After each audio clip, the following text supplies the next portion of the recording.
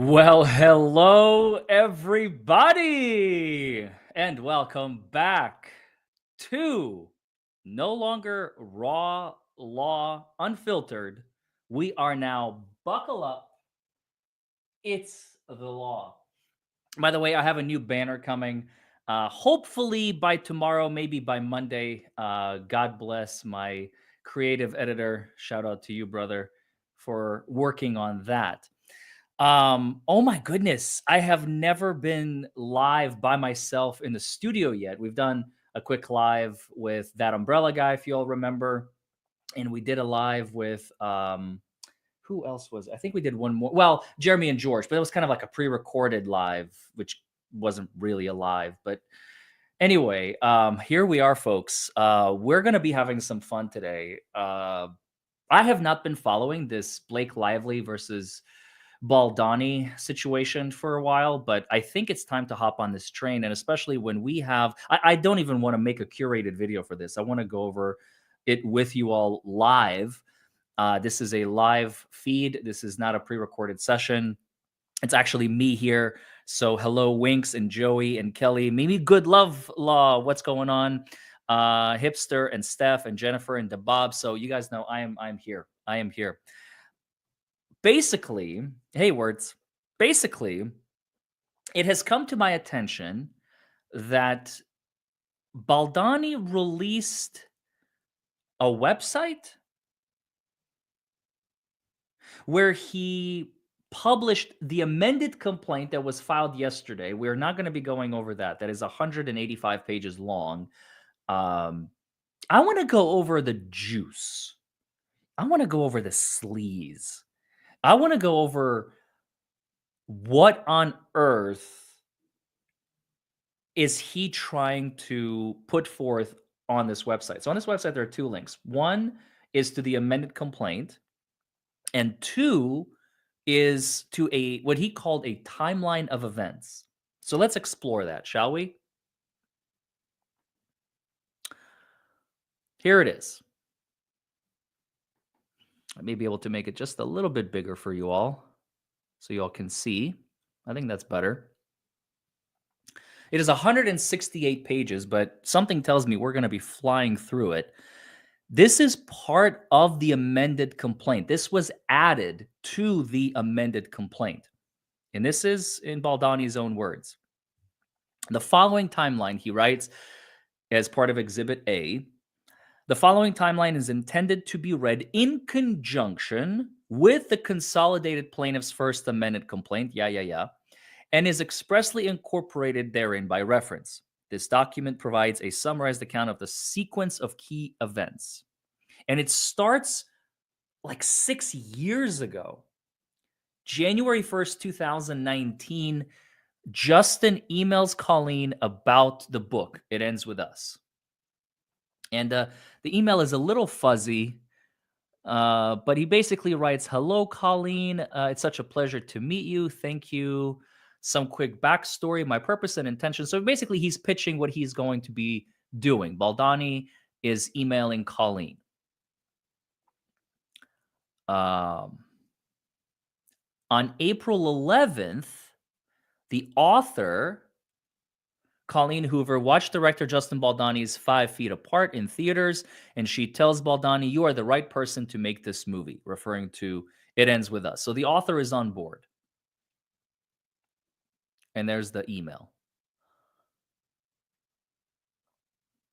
And he makes a mention that due to international travel, some images may appear. So you may have like a January 31st and a February 1 date. So if there's any mix up in that regard, just be aware of it, that Baldoni may or may not have been traveling, or whoever's been receiving these emails. Colleen emails on April 11th stating that she would be happy. April 12th, Hoover suggests Baldoni portray Ryle in the film. So basically, it was the author. I don't know if we knew this yet, but we now know that Justin was offered the role. Oh, by the way, I have not seen the movie yet. I hear it's very, very bad. I didn't want to waste my time, but maybe now I'm going to have to see it just so that I can educate you guys better. Have you given any thought to whether you would want an acting role in this? Say maybe Ryle. I could see it.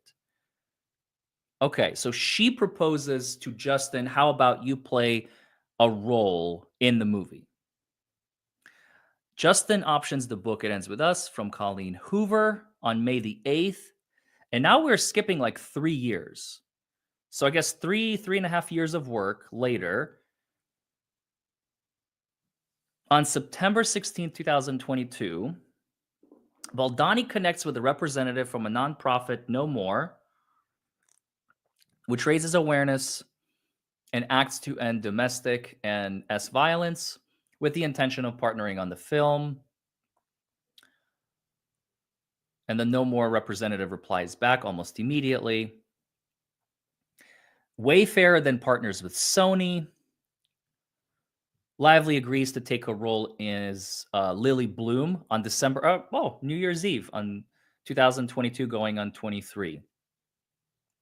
2 weeks later, they're getting some more No More nonprofit involved.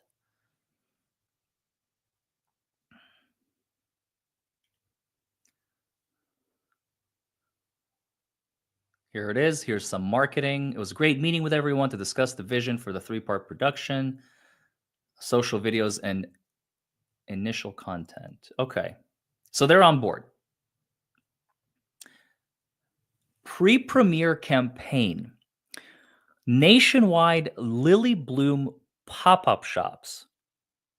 So, okay, now is my question. Whose idea was it? Because my understanding is Blake Lively wanted a lot of creative control with the movie. Nationwide Lily Bloom, that's her character, pop-up shops, fun and sexy floral shops around the country. Justin and, if possible, other cast to show up impromptu for photos, book signings, maybe even working in the shop. Is this Justin's idea or is it Blake's idea? That's important, I think. Partner with domestic abuse organization, No More, and local shelters to facilitate access to resources and safe houses. Early fan screenings across the country. The cast flies from screening to screening before the premiere. Basically the same model that Baldoni used in the 5 Feet Apart. Interesting. So Lively introduces Baldoni to her friend and celebrity trainer in January of 23, who would later become Baldoni's trainer as well. They start collaborating, with the trainer delivering Baldoni's workout program on February 26th. How is this relevant? Why do we care about the trainer? Let's find out. Maybe Chad can fill us in. Chad always knows stuff that I don't know. So let's ask Chad. Hey, Justin Baldoni here, a new friend of Blake's. We're working together on a film. We headed your way first week of March. Great to meet you, Justin. Happy to discuss. Let's jump on a call at some point. February 9th, Baldoni and Lively exchange texts. She jokes with Baldoni that she is 20 pounds from her goal weight. Baldoni responds by disliking the message. Lively thanks Baldoni for his friendship and support. Your friendship support helped me with that also, so thank you. That's February 9th, 2023. Not holding anything too professionally. Just thank you for the friendship side in the meantime. That's from Blake. For real, I was worried about you. That's so much to hold. I'm really happy for you. I bet you feel 1,000 pounds lighter. I really do. Only 20 to go. Laughing face, laughing face. Disliked. So I guess Blake has an iPhone and Justin has a Android, I think. That's what I learned from that. And as well as, I mean, obviously they seem to be joking around about the whole weight situation. It's nothing like she made it out to be.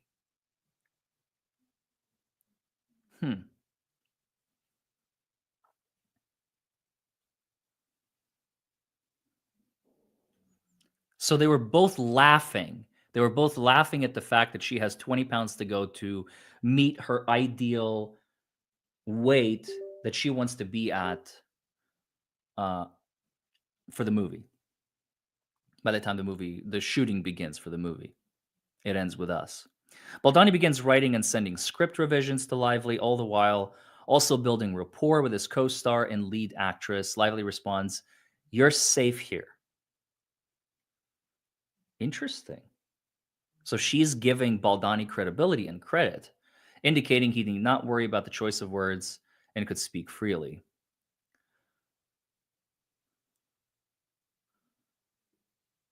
Been deep into writing, really fun with you in mind. Fun is not the right word. Exciting. You're safe here. Heart. Really fun with you in mind. Something to write to a married woman. Accident or no accident, that's that's uncalled for. She had just had a baby at the time. Okay. So that explains things. That's why she has so much weight that she feels that she needs to lose.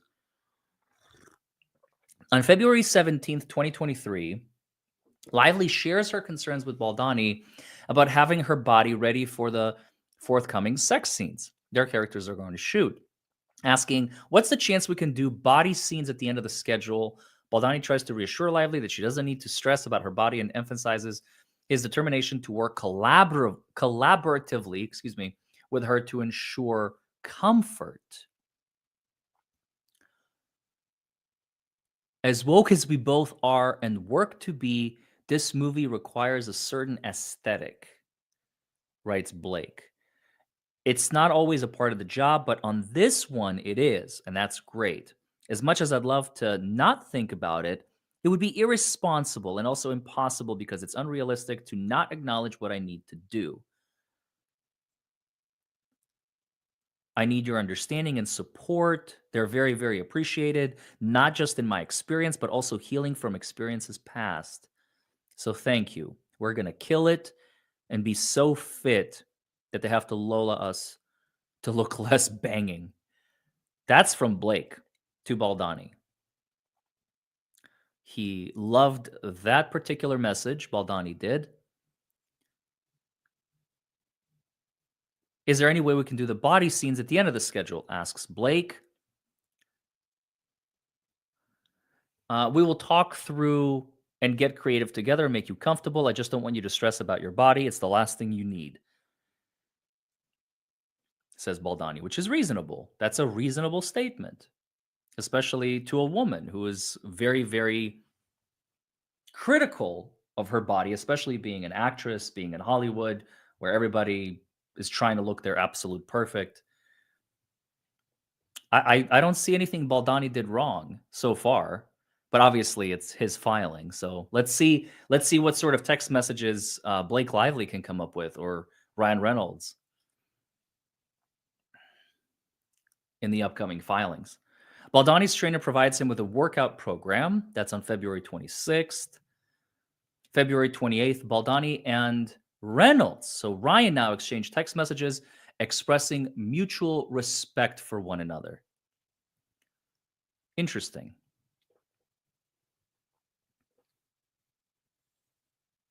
Hey Ryan, Justin Baldoni here. Oh, this is so hard to read. Um, the guy brought you a little baggage from meeting with your wife. I asked Blake for the number. Okay, this is just them going back and forth. Hey Justin, sorry for the delay. I've been in a writing cave and the girls are sick again. I'm told to have them. What a loving and generous. Da, da, da. Okay, so you're just throwing compliments back at one another. That is the sweetest. I happen to adore you, Justin, right there.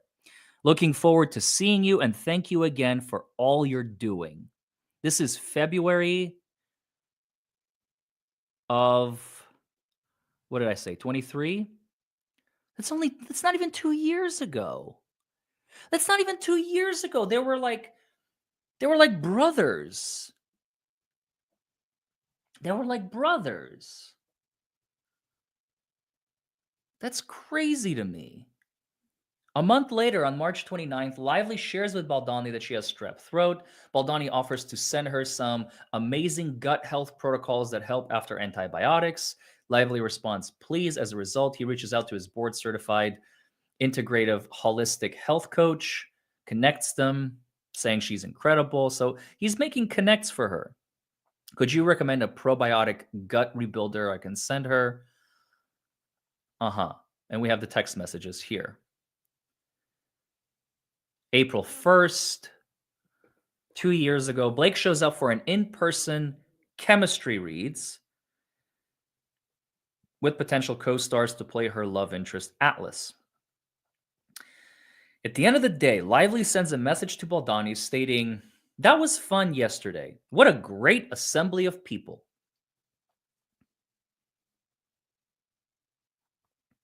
Baldoni hires an intimacy coordinator. We knew about this. I know that's a big one. And texts Lively to coordinate a time for them to meet. Lively declines to meet with the intimacy coordinator ahead of filming.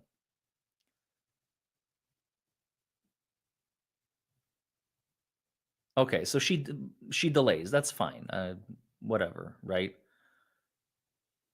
Then April 7th through the 8th, Baldoni shares the updated script with Lively, and Lively excitedly texts Baldoni her thoughts on the pivotal rooftop meet cute scene, acknowledging its significance in the story. She asks if she can take a pass at the dialogue, hoping to infuse more of her voice. There it is. There's the control that Lively is notorious for, as we're starting to learn. Hoping to infuse more of her voice into the character and make it more flirty and yummy. That's an interesting choice of words, flirty and yummy. Well, I mean, it's a movie, right? But isn't it a movie about like SA and DV? Where's flirty and yummy coming into all this? Baldoni welcomes her input, eager to see her take on the moment and make the character hers. He waits for her notes. And there are the texts.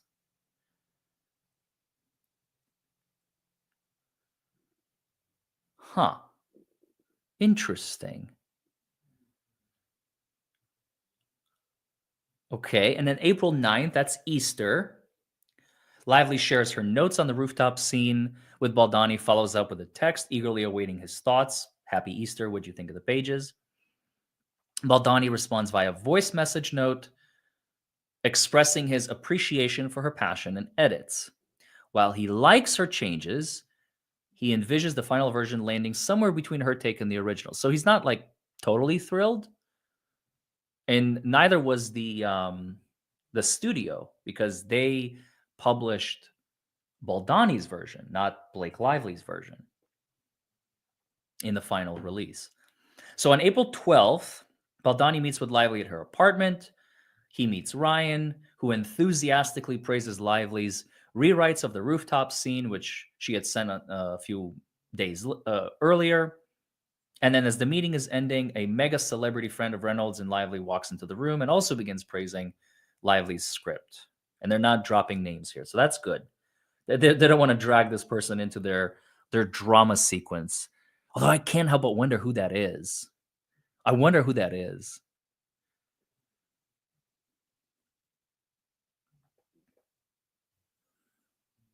A mega celebrity friend of Reynolds and Lively.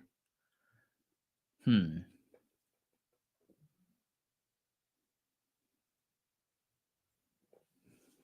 April 13th, 2023. Lively shares that she is ill again for the third time in 1 month. Baldoni asks if she would like to speak to his health coach. Uh, he offers to take it one step further to connect with a medical intuitive. Later claims that the health coach, Lively later claims that the health coach was not what Mr. Baldoni had represented her to be, and alleged she was a weight loss specialist. She claimed that the CRD complaint, that this was yet another attempt by Mr. Baldoni to shame her for her body and weight. Really? Oh, they published Blake's cut? Oh, I'm sorry. I was certain that they published Baldoni's cut. Taylor Swift? Everyone is saying Taylor Swift was the mega celebrity. That would make sense. That would make sense that Taylor Swift would be labeled as a mega celebrity, because she kind of is. I mean, she's the name that literally everybody knows. She's like Santa Claus. Only Santa Claus exists.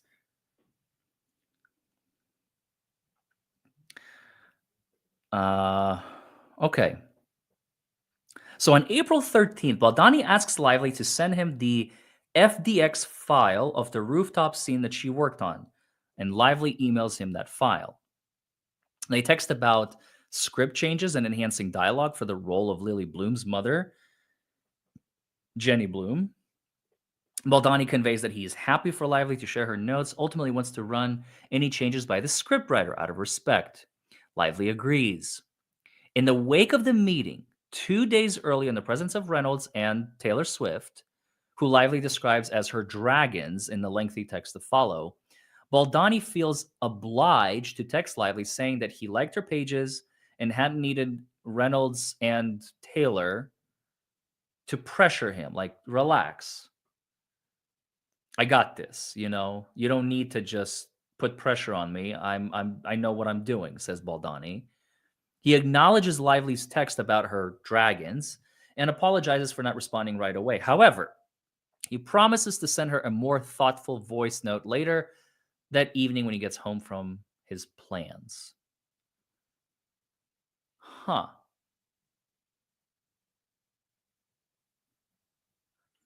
So this is where the pressure comes in, right? This is what Blake is notorious for. She comes in and she tells you what to do. And if you don't acquiesce, then we will bring in our friends who are also celebrities to pressure you into doing what I want you to do, how I want you to do it. And if you don't do it the way I want you to do it, then I'm going to come after you. That's a terrible policy. That is a horrible, horrible policy. She's a bully.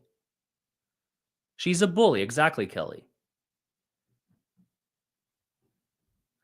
So on April 14th, the day before tax day a couple of years ago, Baldoni follows up with a voice note as he promised, responding to her text about her dragons, and expressed his sincere apologies for not being more sensitive to her feelings when responding to her notes on the rooftop scene. He acknowledged how lucky she is to have her husband and friends as her supporters. He also emphasizes with Lively's frustrations in having faced situations in her career where she was overlooked and not made to feel like an equal collaborator, and hoped that their collaborations on this film would set a new standard for how she should be treated. Ultimately, Baldoni tried to convey that her thoughts are always welcome and that he is excited to be working with someone of Lively's caliber and all the value that she brings to the film. He spends a considerable amount of time encouraging her and assuring her that she is valued. Thank you, darling. Say hi to Chandler, everybody. She brought me a coaster. I forgot to bring a coaster here. Now I have a coaster. She's the best.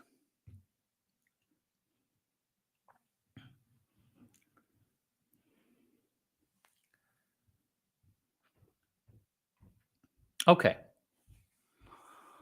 So the next morning, on April 15th, Baldoni, ready to continue work, followed up his voice note with a text message to share additional thoughts on the script. Lively responded thanking him for the thoughtful messages and promising to always do things in service of their shared goals. Brendan Sklenar, casting announcement, April 20th. It ends with us. They're looking for a cast. On the same day, concerns about Lively's undue influence over the film began to grow even before filming even started. Producer, he cannot let her have opinions on everything. Jamie Heath, who? Blake? The producer. Or she's going to be co-directing this film. Yes. He's talking about Blake. Jamie Heath. Yeah, we were talking about that a lot yesterday. Producer, exactly. This is why everyone is starting to lose it. We've been talking about the same thing for months. Jamie Heath replies, Yep, it's starting to get resolved. Producer, no, it is not. So the next day, Baldoni meets with the intimacy coordinator to discuss how to shoot the sex scenes. It was important to him that the intimacy coordinator be a woman to help craft sex scenes that would speak to the book's mostly female audience, i.e., to be written from the female gaze. Not to be confused with the female gaze. Giggity. His notes from this meeting are pictured below and were later shared with Lively during one of their script writing meetings at her New York apartment. These notes would later become the basis for Lively's complaint, in which she states that Baldoni would talk about his own sex life and insert gratuitous scenes with Lively's character orgasming. As seen in the notes, these mentions come directly from the intimacy coordinator's notes. Quote unquote, goes down on her, quote unquote, orgasm, quote unquote, foreplay, and quote unquote, the clit test. I am afraid to ask what that even is.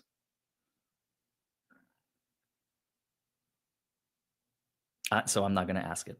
Ideally, these conversations would have taken place directly between Lively and the intimacy coordinator directly, as Baldoni had requested. However, Lively declined to meet with her, leaving Baldoni in the less than ideal position of having to relay these notes to Lively in her own penthouse.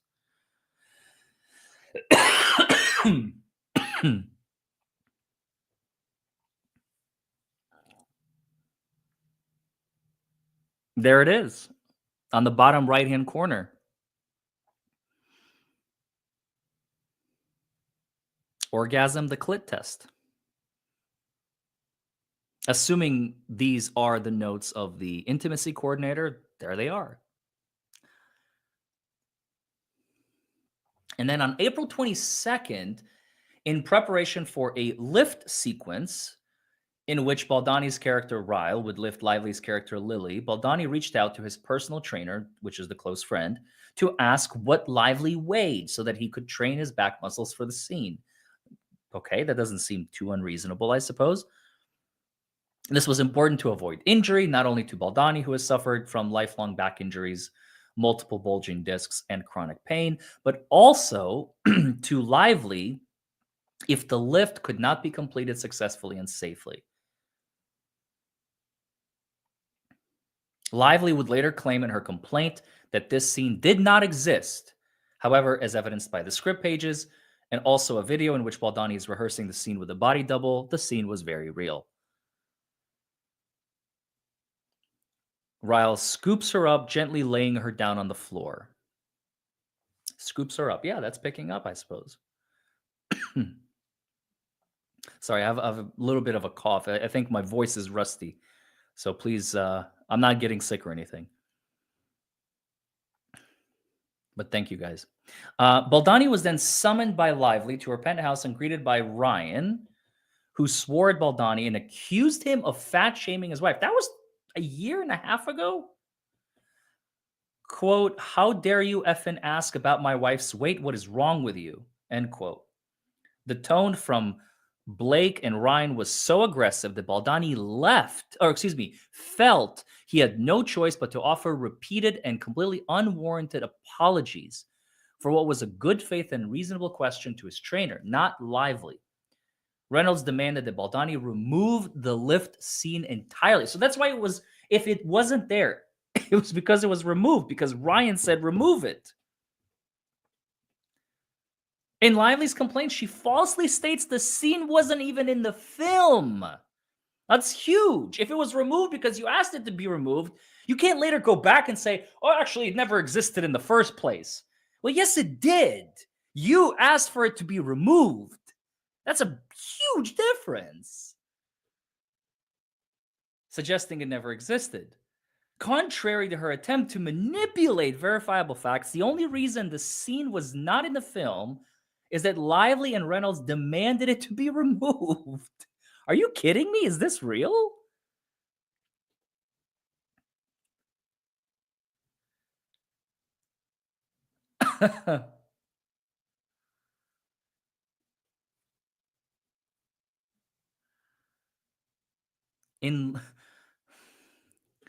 Contrary to her attempt to manipulate verifiable facts, the only reason the scene was not in the film is because both Blake and Ryan demanded it to be removed, despite the fact that it had already been rehearsed with a stunt double. So they have the evidence. They can literally show a clip of them rehearsing, practicing the scene, Baldoni and the stunt double. Accommodating Lively, Baldoni rewrote the scene with her, despite the fact that for creative reasons he felt that it was necessary. Baldoni was stunned. I mean, I would be too. This is crazy. By Lively's accusation, because when Lively had earlier expressed concern about her postpartum figure on February 17th and the 24th, Baldoni genuinely reassured her that he does not need to worry about her body. We saw the text messages above. He said that. He wrote that. So now he's going to suddenly fat shame? Completely change who he is in his character and that makes no freaking sense. Unless Blake is exaggerating. And it's starting to smell like she probably is. In fact, it was Lively who insisted that she be fit for the role, despite Baldoni's assurances. That's right. She said she wanted to lose 20 pounds, and they laughed about it. They laughed about it.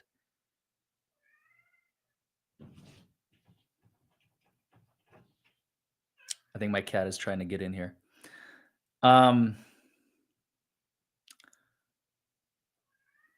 Lively in this, there was a meeting where Baldoni was aggressively confronted by both Ryan and Blake told Baldoni that if he could not get on board with how she works, he still has 2 weeks to recast her. Oh my God. So she's like, my way or the highway. If you don't do what I say, what I want you to do, goodbye. As Lively well knew at the time, it would be impossible to recast her without incurring millions in expenses, duh. For a film that was already half shot, you have to reshoot all the scenes with her in it. In addition to financial repercussions, it would cost the studio, Baldoni, severe reputational damage, including their relationship with Sony, the distributor, the finance, everybody. Everybody's tied in. Millions of dollars have already gone into it. So her tantrum worked. Wow. That is disappointing. I really thought better. I love Ryan and his movies. Like I always joke around about, how there are like two Ryans in my life. I have the Gosling and the Reynolds. I guess we're learning a little bit about them. Thus began a pattern. So this is not an isolated incident. A pattern of demands by Blake and acquiescence by Baldoni. He opted to get on board for lack of a viable alternative. And this is like 5 days after the casting announcement. This is like, oh my God. On April 25th, 2023, the line producer on the film shares concerns about the ballooning wardrobe budget because of Blake's takeover. So she starts splurging on costumes, stating that it was more than she had ever seen wardrobe go over budget with the initial spend. As mentioned in the complaint, the wardrobe budget ballooned. So it was like 185,000, but they spent like 3.5 times that, 615,000.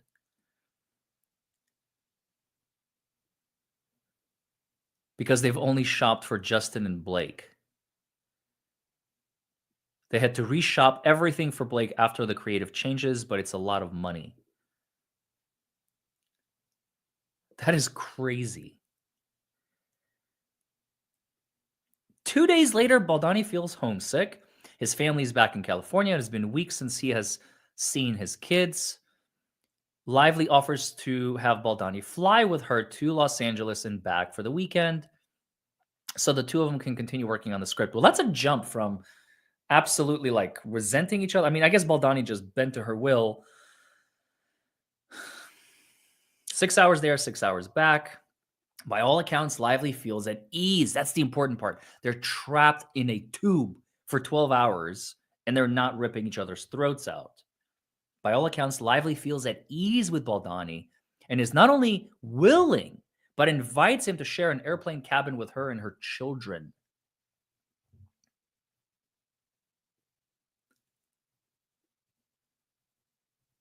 Wow. You can't make this stuff up, folks.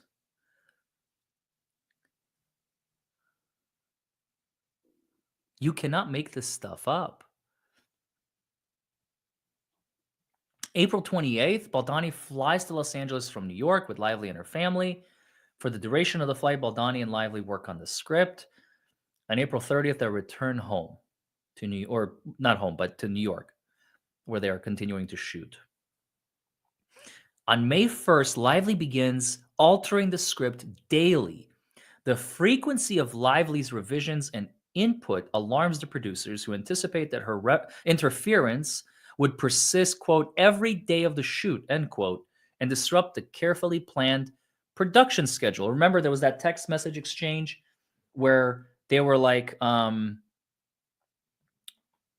this continues to happen. These revisions are going to balloon our budget. We need to kind of reel her in. And then one of them is like, no, it's fine. We got this. And then the producer is like, no, it's not fine. It's not fine. This is a problem and it needs fixing. And it hasn't been fixed. And that's why they're back to square one. Are you listening to this? Says one producer. She's fixing the script. I think blank advice was actually wrong. Blake is now directing the movie. This is bad. Jamie Heath replies, I'm listening. Talking through it is better than not, seeing what's possible as long as any decision is done with approval. Not for something that was done intimately, I think initially. Not something that was already initially planned. This will be every day of the shoot. Jamie replies, I know. I'm not sure what can be done honestly at this point in terms of Blake. So Blake is the common denominator. She's causing problems. Then on May 2nd of 23, the Writers Guild of America went on strike. Talk about like timing for the movie too. But good for them. They needed to go on strike. That was necessary. They need to get paid. They need to get paid for their work. Lively and Baldoni text almost daily and were comfortable making silly jokes. And there is a text message exchange. I like sentimental Blake. She writes, never met her. I also like asshole Blake. Don't worry. Oh, I've met her, says Blake. So have my suppositories. Oh, come on, dude. No. Okay, good night. They're joking. They're having fun. They're chilling. Wayfarer holds on May 5th, my birthday, 2023, a Respect in the Workplace meeting via Zoom with the production team to review appropriate on-set behavior and other HR-related matters before principal photography begins. And this is a standard part of the pre-production and employee training. There it is. It ends with us. Daily prep schedule. Friday, May 5th, Respect in the Workplace meeting. I wonder who that was directed at. May 5th, same day, Baldoni emails the intimacy coordinator his notes on the sex scenes after discussing Lively's comfort level with her. Justin emphasizes that, quote, the way that these are shot and what is shown will be a collaboration between Baldoni and Blake. Due to illness in Lively's family, the Vegas shoot scheduled for May 8th is canceled. Additionally, because of production delays and strikes, none of the outlined sex scenes were filmed during the May through June 2023 production window, which is phase 1. These scenes were all postponed to phase 2 of production, which started last year from January 5th to February 9th. So there's the May 5th email from Justin to the intimacy coordinator.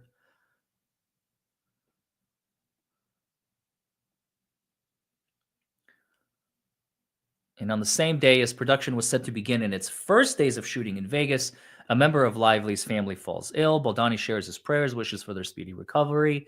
Meanwhile, production is left to manage the fallout and attempt to recoup costs from the canceled shoot days. Lively's attorney is then provided on May 8th with a nudity rider, RIDER, in which Wayfair includes the intimacy coordinator approved nudity rider followed by written confirmation of the approval. For clarity, providing the intimacy coordinator approved nudity writer serves as confirmation that Lively and the intimacy coordinator discussed and mutually approved the sex scenes. Notably, the sex scene scheduled for the week of May 8th, 2023, had to be rescheduled multiple times due to illness and subsequent strikes. As a result, they were ultimately filmed in January 2024. None were filmed during this phase in 2023.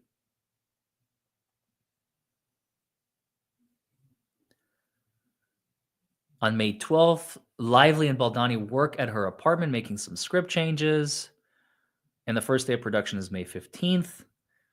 And on May 15th, Baldoni shares an encouraging message with Lively before day one of the shooting. She expresses gratitude for her collaboration with Baldoni. So basically, what I'm starting to gather here is basically as long as you're doing what Blake is asking you to do, like I want to do this with the sex scenes, or I want you to remove the lifting scene, you have to acquiesce. There is no other way. It's my way or the highway. You either do what I say or I'm leaving and you can cast somebody else in my stead, which again, she knew is not going to happen. She knew it was not possible. She knew that she is locked in and they're just going to do whatever she says, lest you want to feel her wrath. It's getting juicy, folks. It's getting juicy.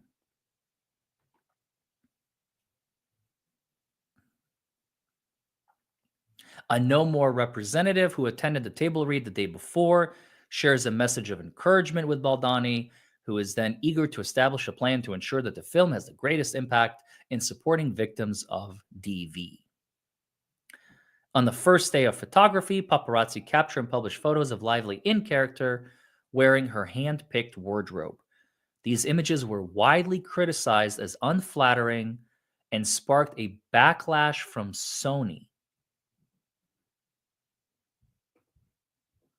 And this is Colleen Hoover's tweet. Thoughts on first look of Blake as Lively.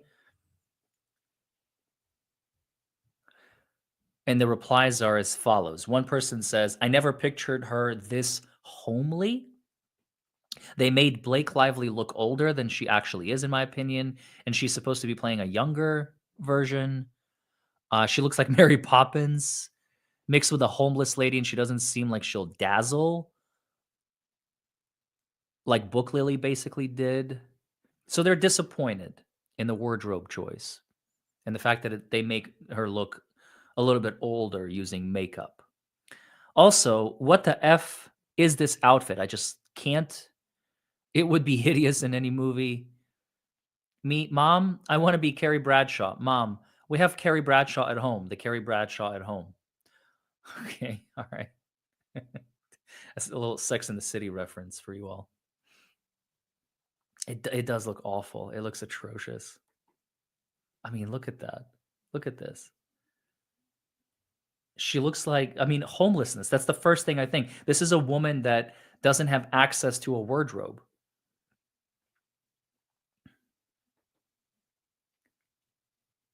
You know what I mean? What the hell did they spend $615,000 on? That's what I want to know.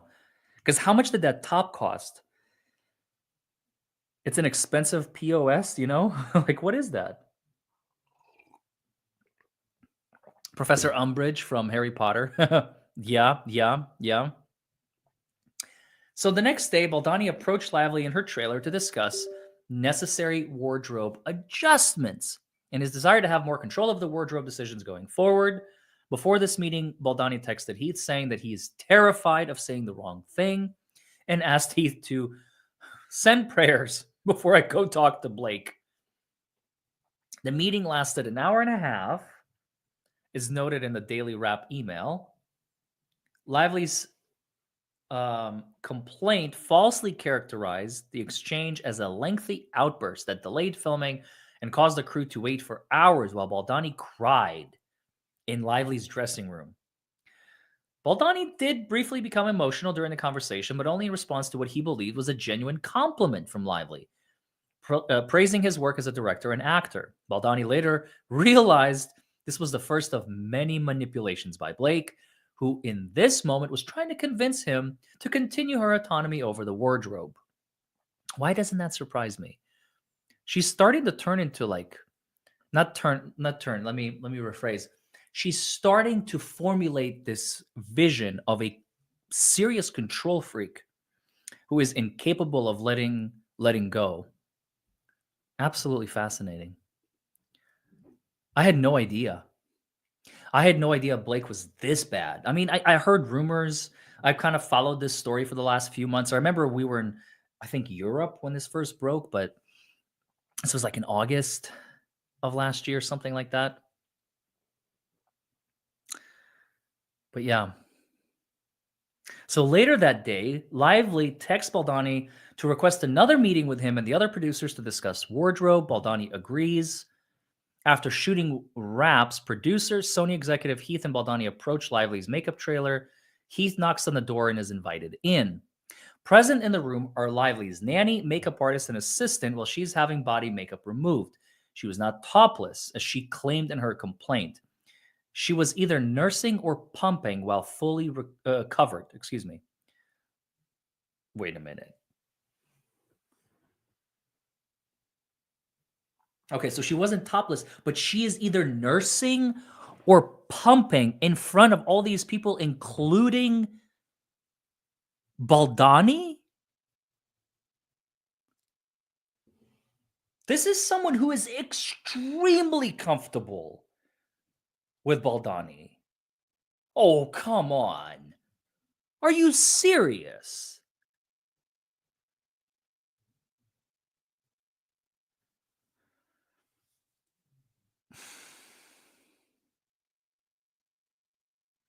Lively asks Heath to face the wall while they determine a time to meet with the other producers who are just standing outside the door. But she doesn't ask um, Baldoni to turn around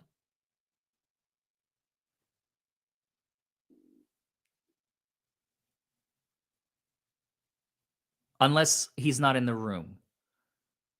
After shooting wraps, so producer, Sony executive Heath and Baldoni, there's four of them. Heath knocks on the door and is invited. Oh, no, no, no. Okay, I'm sorry. I'm sorry. I rephrase. I stand corrected. Heath is in the room. Baldoni is outside. And she asks him to face the wall while they determine a time. So she's comfortable. Weeks later, on June 1, 2023, Lively accuses Heath of making eye contact with her while she asks him to face the. Oh my God. Just ask him, don't come in. I am busy. Why would you? That's a master manipulator if I've ever seen one.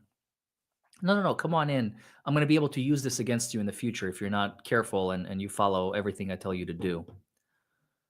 Lively accuses Heath of making eye contact with her. While Heath does not remember doing so, he sincerely apologizes if he made momentary eye contact with Lively while conversing, acknowledging that it was possible he may have out of habit. Lively states that she didn't think he was trying to cop a look, and they moved on.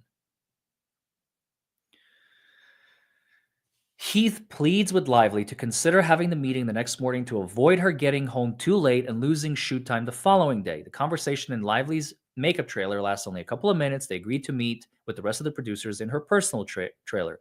10 minutes later, they meet and discuss the wardrobe at length. Any suggestion that Heath stared at her inappropriately is not only blatantly false, but also difficult to believe, especially in such a setting. Furthermore, Blake's complaint incorrectly states that Blake intended to speak with the producers about unprofessional behavior on this day. As this timeline shows, the allegedly inappropriate behavior Lively describes in her complaint had not yet occurred, and the conversation concerned only wardrobe and production.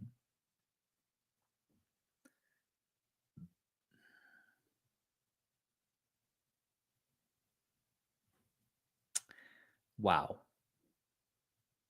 May 17th, Lively continued to share her open and unguarded thoughts on life and her character.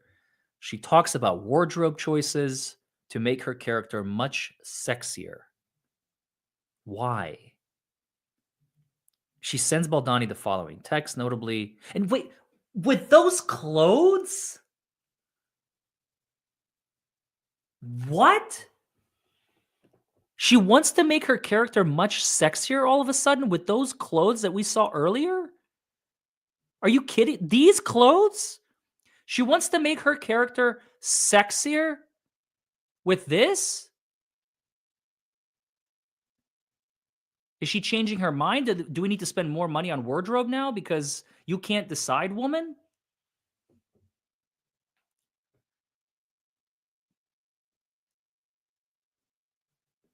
Can somebody explain this to me? Because I don't get it.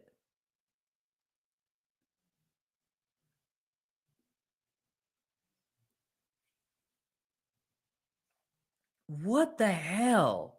I want to make my and by the way, again, this is you have no more a DV anti-DV advocacy group promoting this thing and you want to make it sexy. Why?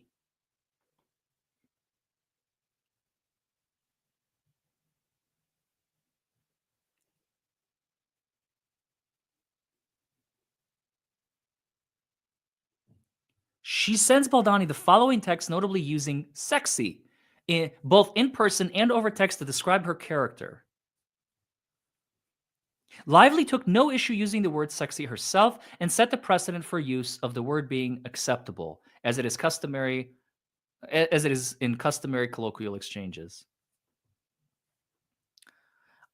Blake says, "We'll show you both ways, but Beanie is much sexier. It's the look.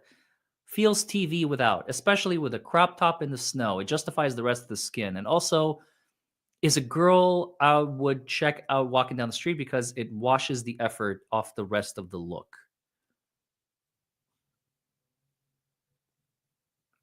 Lively and Baldoni perform a scripted kissing scene on May 22nd, in which their characters get engaged at the hospital. In the sequence, Lively pulls Baldoni in to kiss her. It is clear Lively was initiating the kissing. In one take, she pulls Baldoni in and kisses him once, in another, twice. Lively determined the number of kisses based on what she felt necessary for the scene. Though Lively improvised the number of kisses in the scene, make no mistake, the kiss itself was written into the script and it was in no way improvised. Contrary to Lively's complaint, there was no inappropriate improvised kissing on set. Any improvisation was made by Lively herself.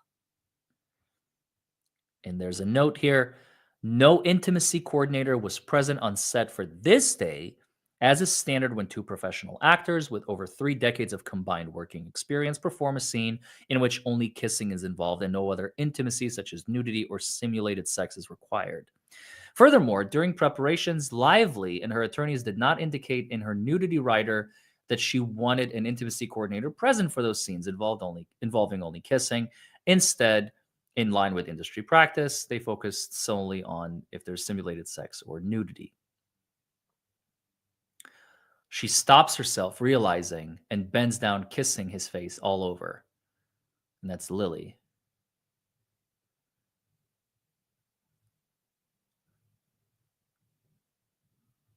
May 22nd is shoot day number 6.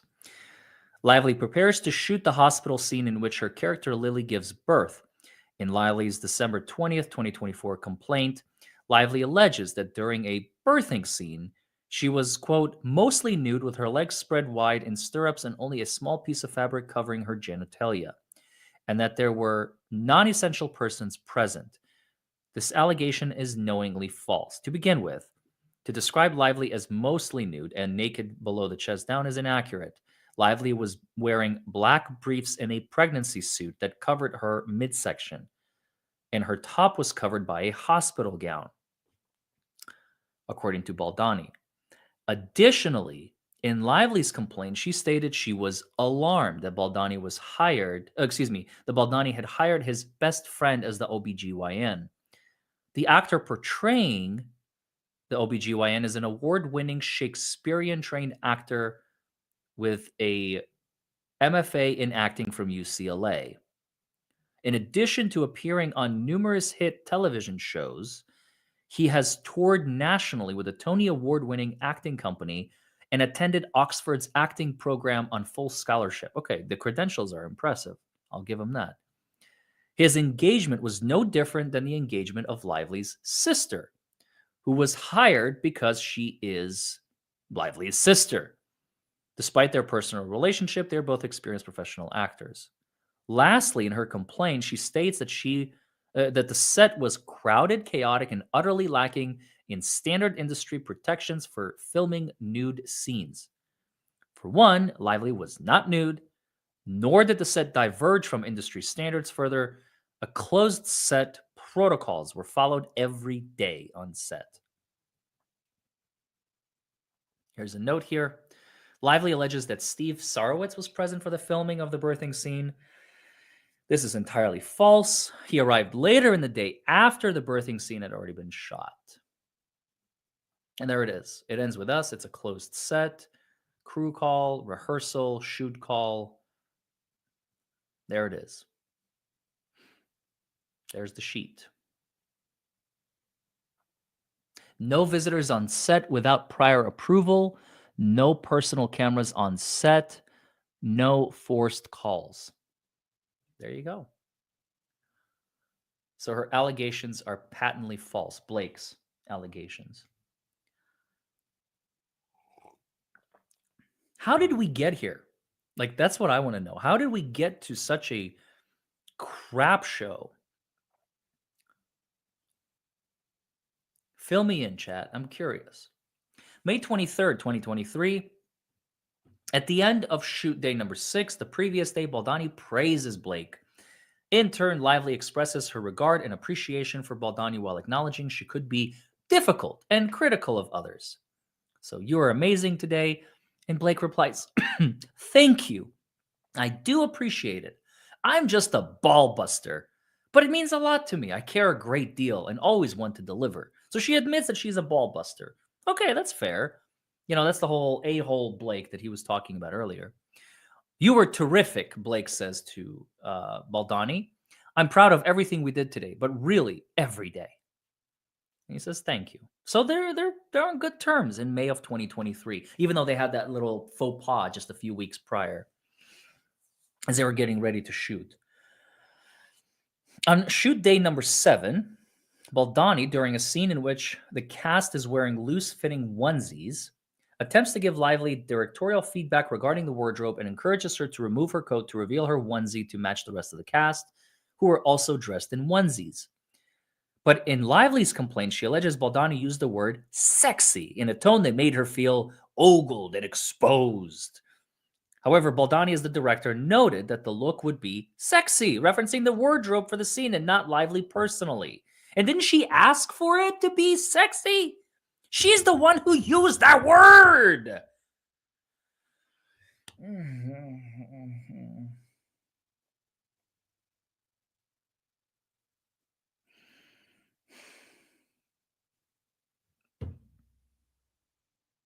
I just can't, you guys.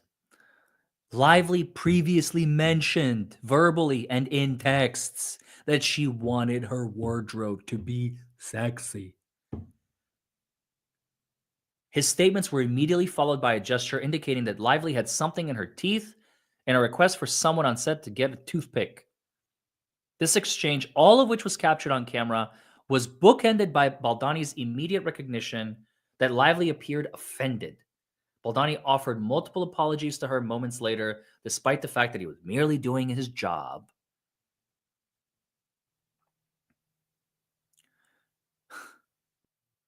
So she's very easily offended too, huh? May 23rd, 2023, later that day, during this action sequence, Lively and Baldoni's character would kiss, which is all caught on camera. Lively's complaint later accused Baldoni of discreetly biting and sucking on Blake's lower lip during the scene, in which he improvised numerous kisses on each take. As shown in the below script pages, the kissing was not improvised. Ryle grabbing Lily around the waist and kissing her.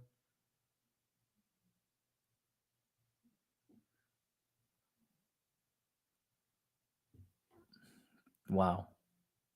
May 23rd, 2023, during lunch, as part of a continued creative discussion that Baldoni and Lively were having about the hospital birthing scene, Baldoni asked Heath to show Lively his wife's post home video, stating to Heath that Lively had not seen one and was presumably interested in watching. Baldoni himself had seen the video prior and felt it was demonstrative of the spirit of his vision for the birthing scene. Heath agreed to share this deeply personal video and approached Lively with the video in hand. He proceeded to show her 1 second of it before Blake asked if Heath had permission to share the video, to which Heath confirmed that he did. Lively stated she would like to see the video, but asked to watch it after finishing her lunch. Heath did not press on the matter and moved on. Lively never did see the video beyond the 1 second clip that was shown to her. The video in question showed Heath and his wife cradling their newborn daughter post birth. Notably, his wife was not in labor in the video. In fact, the video begins with the cries of the baby while she is resting on her mother's chest. Oh. A still image of this moment is included below. Heath's wife remains covered with a towel for the duration of the video, submerged in water and holding the newborn. This entire interaction between Heath and Lively lasted less than 30 seconds. Lively later likened this 1 second clip to pornography and stated that Heath showed her a video full of nude woman with her legs spread apart. The attempt to transform this benign event into an act of sexual misconduct is intentionally offensive, and to characterize a photo with a newborn baby as pornography is perverse.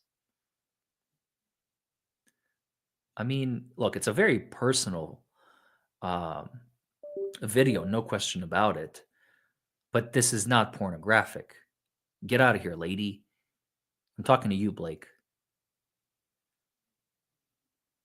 That evening, Baldoni and Lively's characters filmed a romance montage, slow dancing at a bar completely in their own world. The complete footage of the scene was released to the public on January 21st, 2025. That was about 10 days ago. In direct response to the public lies Lively shamelessly presented in her complaint. Wow, it sucks that you have to release that video to the public because of someone else defaming you. I'm sorry that Heath had to go through that, buddy. I'm sorry. The video directly contradicts Blake's depiction of Baldoni's behavior, and the footage shows Lively and Baldoni in character, acting with their bodies, while simultaneously engaging in a personal conversation about their respective marriages, all while continuing to perform their roles as a couple deeply in love.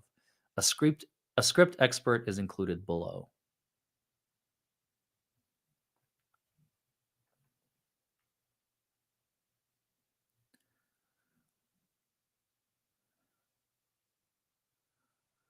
May 25th, 2023. Lively learns that crew members had called out sick with COVID and as a result requests that testing be conducted on set.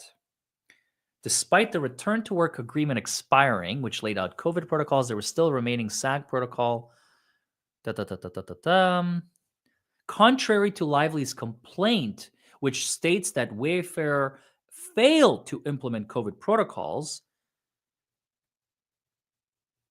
production was under no obligation to conduct regular testing unless specifically requested by an actor, which they did. The email below shows one of the film's executive producers notifying the crew of the following day's mandatory testing.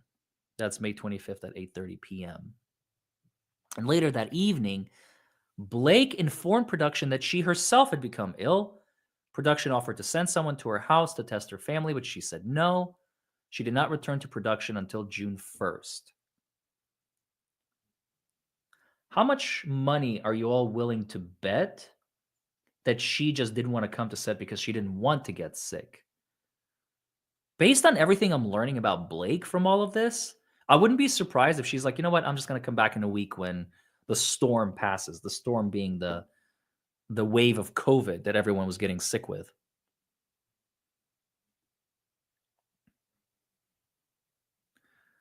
There was no way that she was sick. because they asked her, like, "Look, we'll send somebody to test you." And she's like, "No, no, no, no, no. I'm good."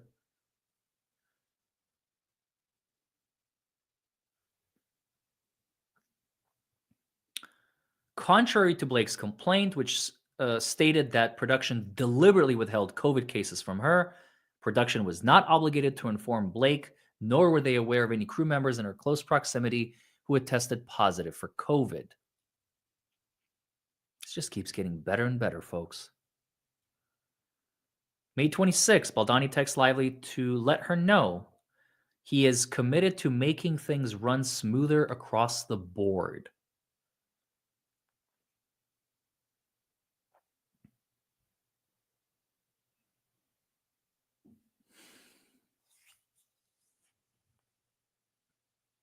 May 29th, 2023, Wayfair was made aware that Blake had placed a call to the film's Sony executive to share a few grievances.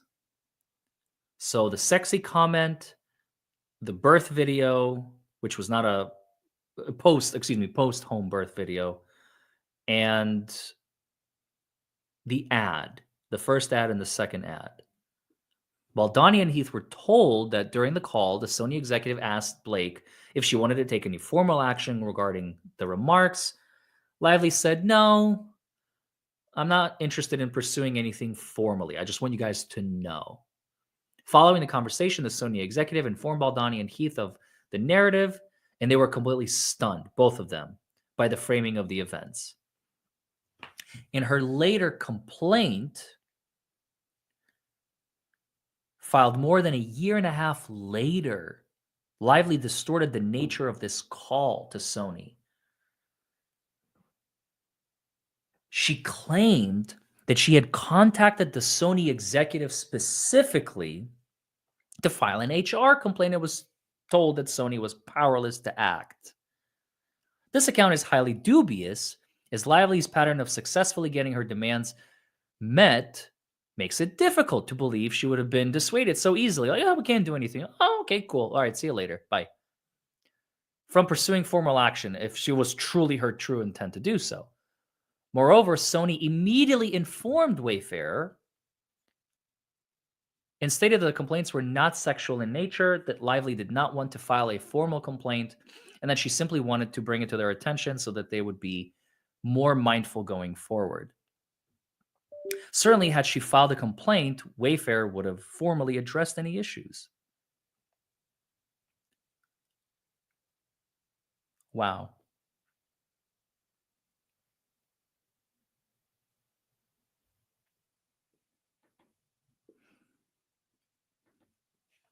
Oh, by the way, I just realized one of our mods needs a wrench.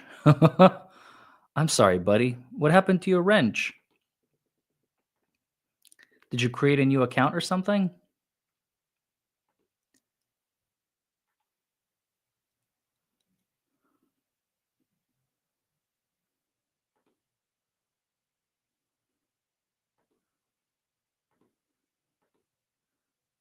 Here we go. All right, let's get back to the timeline.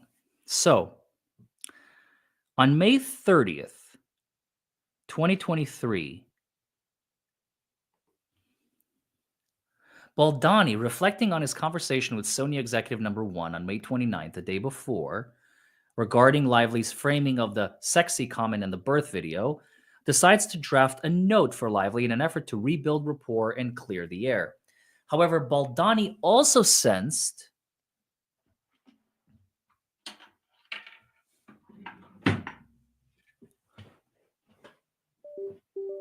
that Lively was intentionally manipulating the facts. Surprise, surprise, huh? Despite this, Baldoni asks producer number one to pass along the following note to Lively. Blake, I hope that blank is okay and your symptoms are getting better. I'm sorry that you are going through this. I want you to know that I've been made aware of your concerns and I hear you. They are fully received and adjustments will be made imminently. Also, the dailies are looking wonderful And while the last 2 days were rough, I assure you that your work was fantastic. I truly believe you are creating one of the most honest performances that will have a long lasting and powerful impact. Well, he's right about one thing. I don't know about the performance, but this is definitely going to have a lasting and powerful impact. Looking forward to working with you when you feel better, Justin. On June 1st, upon returning to production, Lively requested a meeting with Baldoni and the film's producers, during which she shared a series of grievances that she appeared to have sent the past 5 days over analyzing. From the outset, it was clear that she had scrutinized every minor interaction and perceived slight from the previous week. In the meantime, she revisited the sexy comment, an issue Baldoni had already apologized for twice. Minutes after the incident, and again later on. She accused Heath of looking at her, and Lively acknowledged, I know you were not trying to cop a look. So she admits it. This woman is incorrigible. Absolutely incorrigible. Lively further claimed that Heath had shown her a video of his wife's home birth and thought it was pornographic. Heath, shocked by this characterization, confirmed that she did not, in fact, first of all, understand what the video was, and second, she only saw like a second of it, right?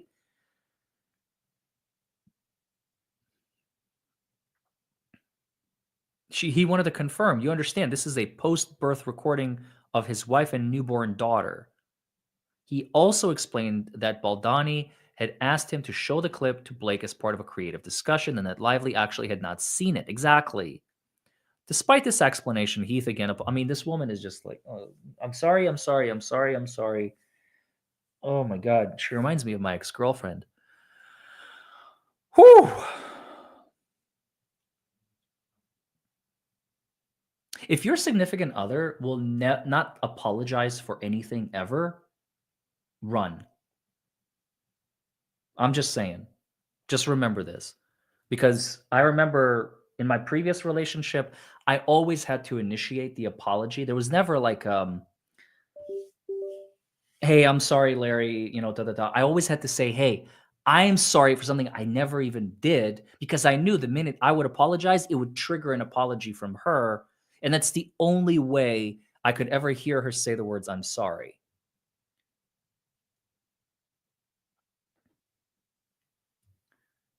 That's not a relationship. That is a manipulator. That is someone who is narcissistic in their traits. They're incapable of owning and taking responsibility for their actions. So you have to apologize first. And sometimes she wouldn't even apologize after that. But never in 5 years have I ever heard her say, I apologize first. It was always me. This is kind of like the same thing. The meeting underscored the escalating tensions, with Lively using the opportunity to air grievances over interactions that the team had believed were already resolved. So she's like a drama queen that just won't stop dramaing.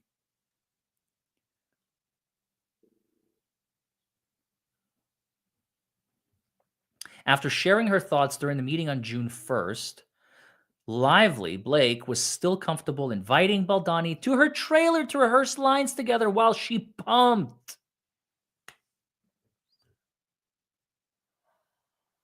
Oh, God.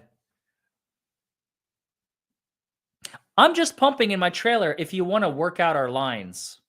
Copy, eating with crew, and we'll head that way. Take your time.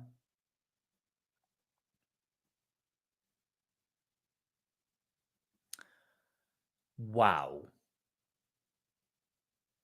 So this is a woman that has absolutely no problems at all with inviting a man into her trailer that she's working lines with, that she's shooting a movie with, while she's pumping milk.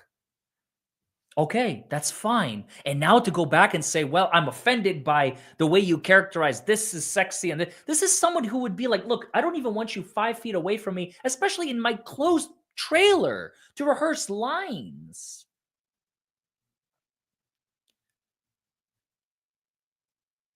The next day, on June 3rd, 2023, after facing pressure from Sony and another producer who believed Lively was no longer responding favorably to the first assistant director, Baldoni and Heath made the difficult decision to dismiss the first AD, despite feeling that she was being unfairly scapegoated. In their text exchange, both expressed discomfort with their decision. The move created turmoil on set, as the first assistant director played a pivotal role in production, making her replacement a significant challenge. Nonetheless, they ultimately conceded to Lively and Sony's request to replace her. I really don't want blank to get fired. I know, me either. And yet here we are, man. And yet we're there, man. Let's talk later.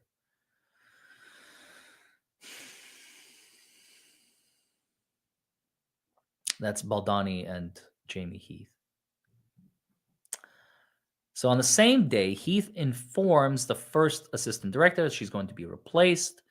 Meanwhile, Blake prepares to film an emotionally intense scene with her character, alone in a bathroom, reflects on the abuse she endured from her fictional husband. A closed set protocol was implemented that day, restricting visitors without prior approval, and Baldoni's character is not even there. Lively, who had rewritten the scene herself, was deeply attuned to its intimate and emotional nature and played a significant role in directing the action.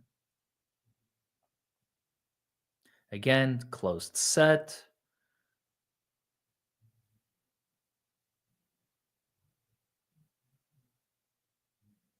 No visitors unless prior approval. WGA picketers arrived on day number 13 of the shoot, which is June 5th, forcing production to act quickly to keep filming on schedule. In response, producers devised a solution to shoot on a boat, far from the sound of the picketers' horns. The team spoke to a boat owner and worked out a deal to shoot on a boat. After rehearsing a scene to shoot there, along with a romance montage moment, they were about to have the boat leave the dock, and then picketers arrived. At that point, Blake wouldn't cross the picket line, so we called lunch. Despite being obligated by her union to continue shooting, Blake refused to do so. According to their website, they have a no strike clause.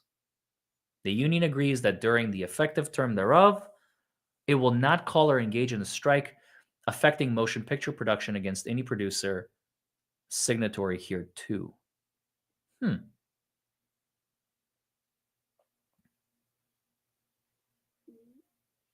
There it is. Taken from the SAG website. Now, Baldoni, still feeling terrible about letting the first assistant director go, shared that he wanted to reach out. Below is the text exchange between Baldoni and Heath. A few days later, Lively and Baldoni still remained cordial and kind over text.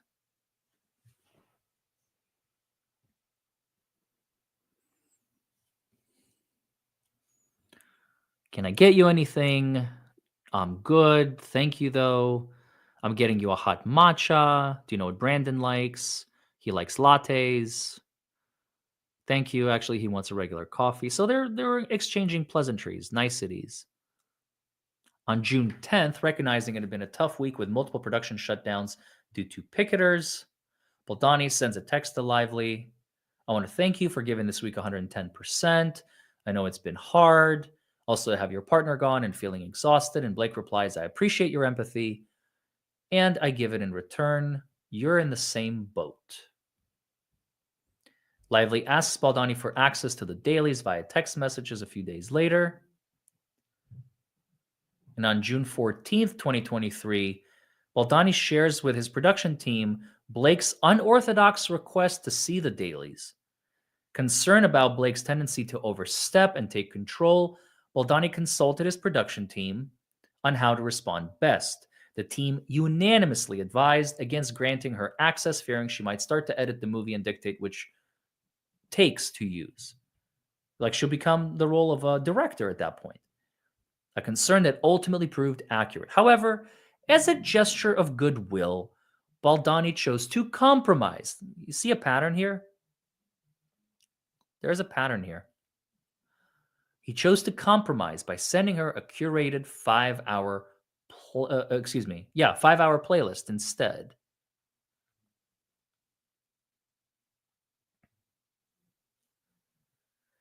Due to the ongoing picketing, they made the difficult decision to shut down production until the strike was resolved.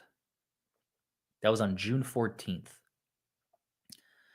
The next day, production on the film was halted,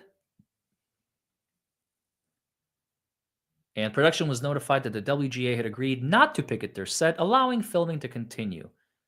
Production attempted to reach out to Lively to stay until the 23rd as originally planned, but she already made arrangements to join her husband in London and refused to return. In total, Lively shot for 16 days during phase 1 of production. Instead of the, I guess, 23 that they agreed upon. 23, 24, something like that. Below is an email from It Ends With Us production attorney notifying Blake's lawyer that despite Blake's unavailability, production had not shut down and further inquired about the status of the still unsigned certificate of engagement. The email was sent on June 21st. All right. So on the 16th, Wayfair undertook a significant and costly effort to rework the shooting schedule, prioritizing scenes featuring the younger versions of the characters over those requiring Lively. So they did work without her. And on the 22nd, the guy playing young Atlas participated in an on-set electronic press kit interview designed for the film's promotional campaigns. And then young Lily participated in that same interview designed for use. And here are the questions below with her answers, or at least one answer. Here's another one. How has it been working with Justin? She replies, oh my God, so good. This is young Lily. This is not Blake. Oh my God, so good. So good. Okay, can you suck up a little bit more? He's been so generous with advice and just overall in the entire process of letting me observe and really taken everything. He's taken really good care of me. Well, look, it speaks about Baldoni's character, okay? If nothing else. I mean, everybody, it seems, and I think there's a lot that's always going on in production. And I think he's a really good method of just being able to keep things positive and find ways of uplifting and then going. And then there's also this look at that, and I don't know. You get it.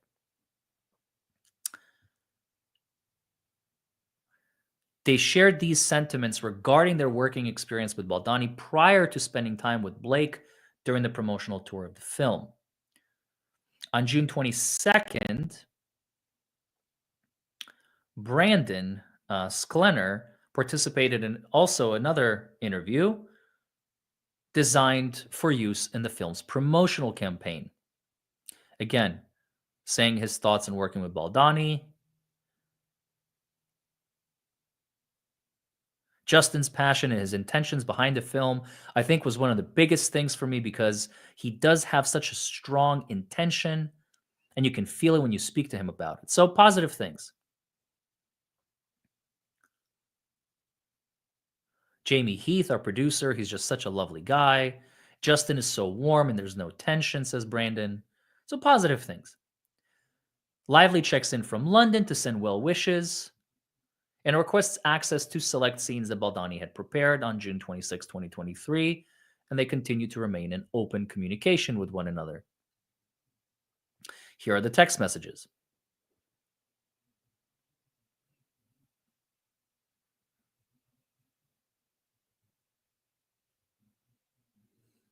Hey, I hope it went well this week. Da da da.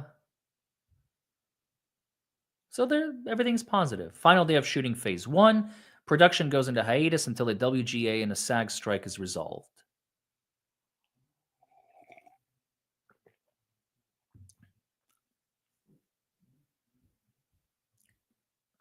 July 11th. Isabella reaches out to Baldoni 2 weeks after production had wrapped to share her gratitude for the experience and kind words about Baldoni, and specifically thanking Baldoni for creating such a comfortable, safe space. Baldoni reciprocates the compliments. This is July 2 years ago. It will stay with me for the rest of my life. See you soon. Isabella, wow, what a kind message. July 19th. Whew. I thought I almost spilled this. July 19th. Lively again reaches out to check in with Baldoni during the SAG strike to inquire about his assembly cut, request access to the dailies again. He's saying it's too early to share, reluctantly paid nominal lip service to the notion that Baldoni, the film's director, was entitled to the time and space needed. Okay. So again, she's trying to gain control. Baldoni resists. Now we're in August of 23. As promised, Baldoni reaches back out to Lively, shares with her his favorite scenes, expressing his excitement to show her more in person when they resume production, which won't happen until the following year. A day later, Lively disregards the note about the film and instead thanks him for the matcha machine. In October, Lively's agent and manager reaches out to Heath, requesting Baldoni fly to New York to show Lively the assembly cut of the film. Heath responds Baldoni is not available to travel at that time, but look forward to showing her the rough cut when they resume production shortly. Here's the evidence. In anticipation of the SAG strike ending soon, in November of 2023, Heath reaches out to Lively's representative to share her shooting schedule, which was set to resume on November 15th.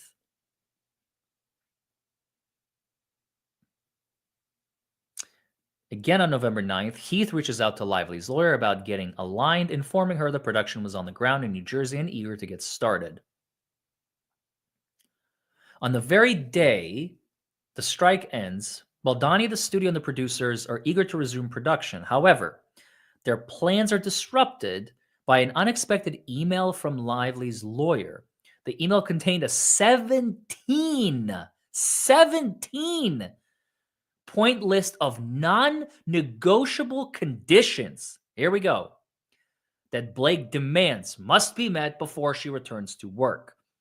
The list, both in tone and content, appeared to insinuate or even outright allege that Baldoni, Heath, and even others had engaged in sexually inappropriate conduct during filming. These claims were entirely unfounded and a deliberate attempt to insinuate improper conduct by those two, forcing them to sign as is without objection if Lively was to resume filming.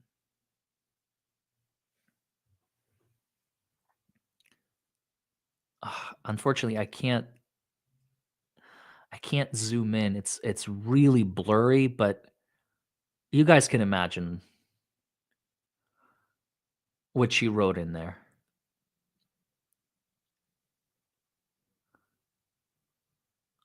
Control, control, control. I mean, she's really starting to come out as an Amber Heard type, isn't she? Holy crap. I never thought I would say this about Blake Lively, but there it is.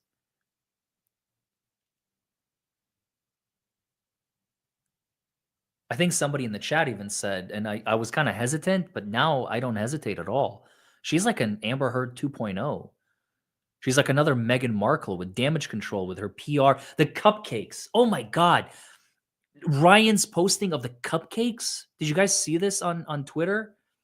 He posted like his wife's cupcakes to show like damage control. Like she is this sweet, innocent woman or whatever, just baking cupcakes. Like, come on, dude. We know what you're doing. On November 10th, Heath contacted Sony to gather their perspective on the 17-point list of return to work conditions, aiming to ensure that any feedback or concerns from the team were also addressed. Sony's counsel shared their point of view as outlined in the email below. A producer then emails Heath on November 10th to notify him that Lively would be available starting December the 5th. They also share, more control. Lively would like to see new script pages and a one-liner. These demands presented separately on top of the 17-point list. So the 17 points are not enough. We need more. I need more. I want more. Had nothing to do with the safety and appeared to be another condition before Lively would return to production. Oh my God.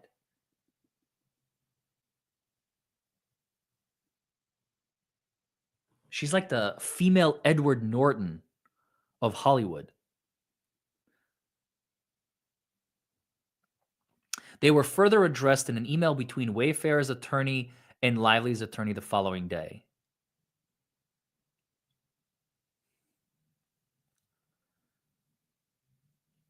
November 11th. Production counsel responds seeking clarification. Basically, they're trying to sort things out. Agreed. Some stipulations. Okay. While working through Blake's protection letter for her return to work, their counsel edits one-liner schedule, new script pages. Okay, so they agreed to coordinate. Okay. After some back and forth with counsel, they made it clear the list is not open for negotiation. You agree or else. In light of learning that Blake would not be available for the November shoot, production reworked the schedule to begin in December to accommodate Blake. Once again, how many accommodations are they making for this woman? You have to imagine it's one woman, right? That is like controlling this whole thing. And then you have like all these dozens and dozens, if not hundreds of people that have to literally rework their schedule to accommodate one person, Blake.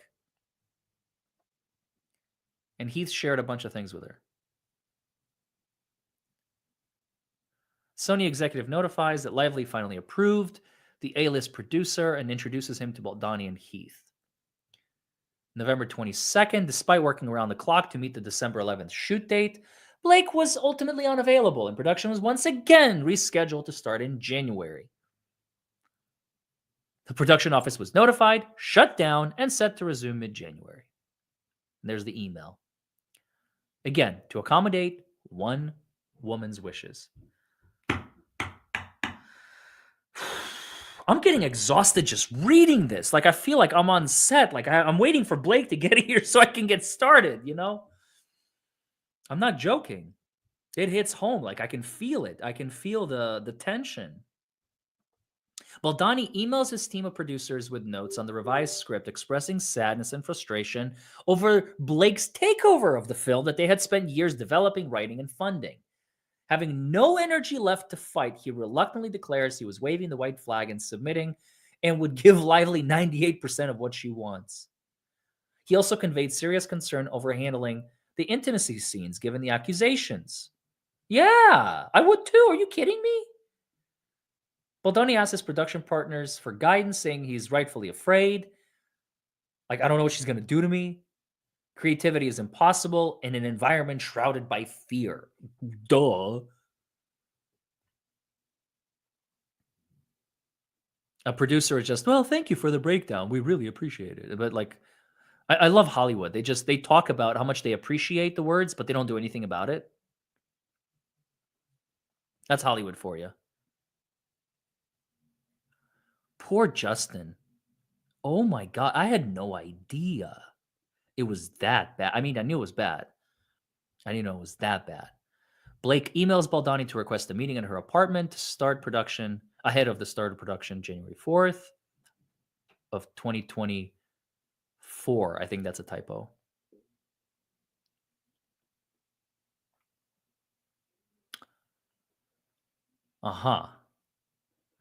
So then, on January 4th last year, about a year ago, Baldoni, he's Sony executive, a producer, the A-list producer, and the film's first assistant director, met at Lively and Reynolds' New York apartment ahead of the scheduled production restart on January 4th. The team arrived prepared with production binders in hand, eager to kick off the next phase of the filming. However, Blake had different intentions for that meeting. She began by reading from notes on her phone, outlining a series of alleged infractions from phase 1. Ryan then berates Baldoni, demanding Baldoni apologize to Lively for actions that had either never occurred or had been grossly mischaracterized. Is it possible? I'm wondering, okay? Riddle me this, chat. Do you think Ryan Reynolds is complicit in his wife's demands, or does he just like bend to her will? Or is he also completely gaslit by this woman and he doesn't know left from right, right from wrong of what actually happened and what her version of events is? Or is he just going to trust her because she's his wife? Or Ryan, blink twice if you need help. Like, I'm not even joking.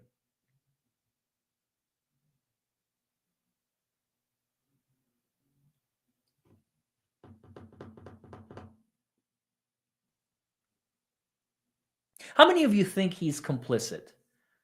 That he knows exactly what is going on and he's just assisting his wife? Type 1 in the chat if you think he's complicit. Type 2 if you think he's oblivious completely and he's also being gaslit by his own wife and he's completely unbeknownst to him. He has no idea what's going on. 1 if he's complicit, if you think he's complicit. 2 if you think he's completely innocent and is being gaslit by his own wife. I'm seeing a lot of 1s and very, very few 2s. Some people are saying he might be the mastermind of the whole operation. And Blake is the one, maybe. Whoa. More than complicit. Okay. All right. Interesting. Very, very interesting. Okay. So Reynolds berates him, demands he apologize. Baldoni then resists apologizing for things he has not done. And that further enraged Ryan. Everyone, including the new producer, Lively had requested to join the production, and the Sony representative leave the meeting in shock. The new A-list producer remarked that in their 40-year career, they had never seen anyone spoken to in such a manner during the meeting. Later, the Sony representative shared that they often reflected on the meeting and regretted not intervening to stop Reynolds' tirade against Baldoni. Well, coulda, shoulda, woulda, buddy. We all have those moments. Though Lively's complaint misleadingly suggests that the parties agreed to a list of 30 items during that meeting, many of the items listed in her complaint were entirely new, baseless, and never presented or discussed. So she's making more stuff up? Why am I not surprised? The only document they ever had were the 17 points introduced during the November 9th email. From January 5th to February 9th, as Lively admits, filming concluded without any further grievances from Lively. I think because everybody has been walking on eggshells at that point, and they were terrified of this woman for good reason, being a master manipulator that she is.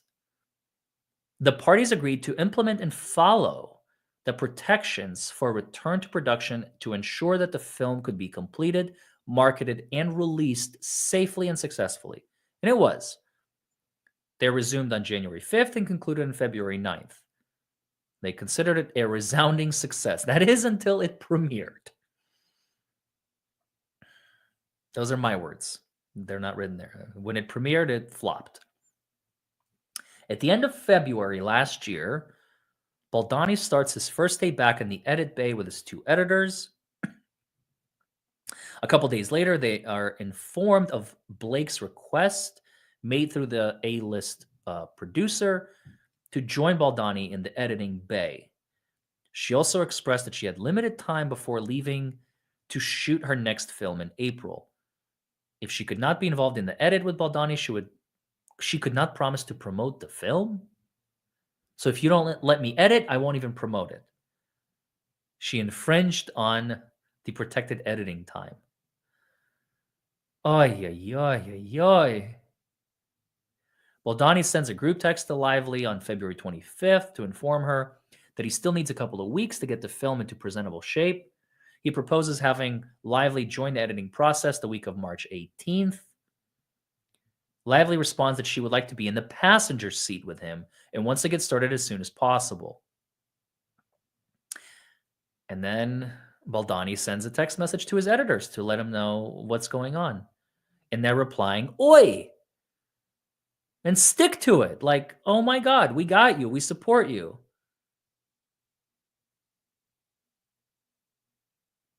They're not happy with Blake joining the editing process.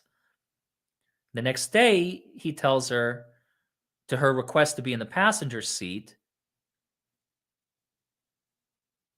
despite the fact that they're on a rigid timeline, knowing Blake's threats, Baldoni lets her know that he's going to reach out at the end of the week to update her. Still trying to keep her happy.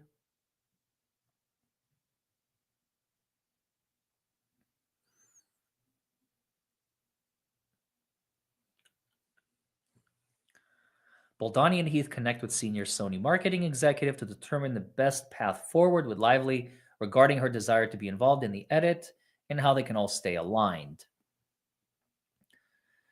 After the call, the Sony executive expresses to Baldoni, "We are all in it with you. At the end of this, pain is a big win." And the big win, I think, is, making money on this movie, releasing it to the public. On March 8th last year, Baldoni and Wayfair enlist a screen engine to recruit a 100-person group, 90% of them are female, to watch the current cut and provide feedback. Baldoni uses these results to further refine the director's cut.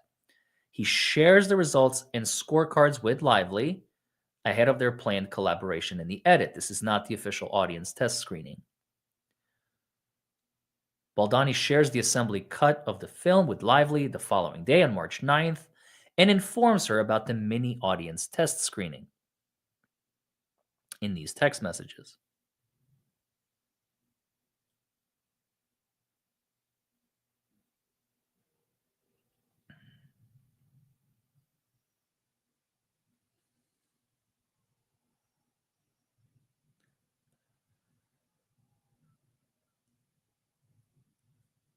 Baldoni then texts with his editors on March 11th. "The best defense is a great movie." That's a great line by editor number one. They agreed to meet.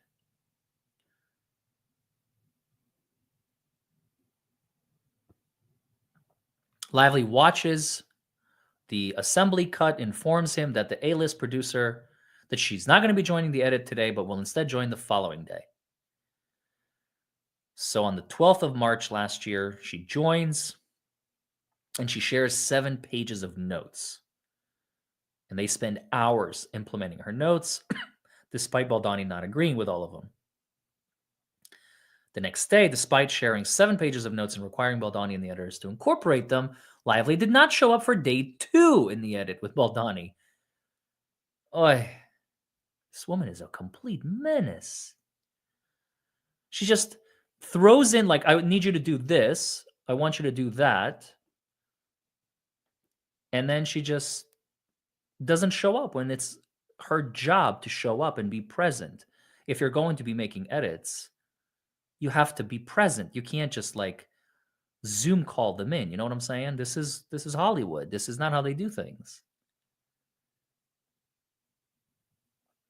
Baldoni, keeping in mind Blake's threat to not promote the film, continues to encourage Blake to share thoughts with him and the editors while keeping her updated on progress, all in an effort to keep her happy. In the text, he also shares a comprehensive working update of the film based on the notes Lively provided. On April 3rd, Sony informs Wayfair that Lively has escalated her demands, now requesting solo time in the editing suite with her own editor, a shocking and unprecedented overreach. To make matters worse, Wayfair is told that Lively has made it clear she is not going to promote the film unless you meet my demands.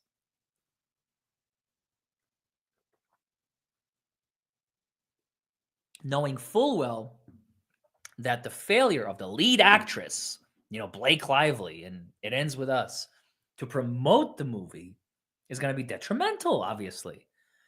This maneuver felt less like a professional request and more like extortion, holding the film's marketing efforts hostage to gain creative control. They have no choice but to agree to her demands. Once again, you see, it's the same pattern. Do this or else. Okay. Do this or else. Okay. Give me that or else. Here you go. Agree to this or I will leave. Okay, don't go. I agree. The gravity of allowing her to access the edit, a process typically reserved for the director and post-production team, is not lost on Wayfarer. It undermined the creative integrity of the project and set a troubling precedent, all the while amplifying tensions between Lively and the rest of the team. On April 4th last year, the A-list producer reaches out to Lively and Baldoni in a group text to request that the three of them jump on a call to discuss time-sensitive things. Blake is, of course, not available, blah, blah, blah, typical stuff. And then there's another demand on the same day to edit the film on her own with her own editor. Once again, they agree. They're forced to balance the need to keep the production on track with managing Blake's increasingly audacious requests. They give her 10 days. With each ask, Lively makes it plainly known that if I don't get what I want, I am not going to promote the film. 2 weeks later, on the 17th, Sony Marketing and Baldoni coordinate efforts to have Baldoni attend Book Bonanza and show audiences a surprise early screening of the film. The next day, in a group text involving an A-list producer, a Sony executive, Baldoni, and Heath, the team discusses the possibility of sending Baldoni's editor to New York, since Blake's preferred editor was not available.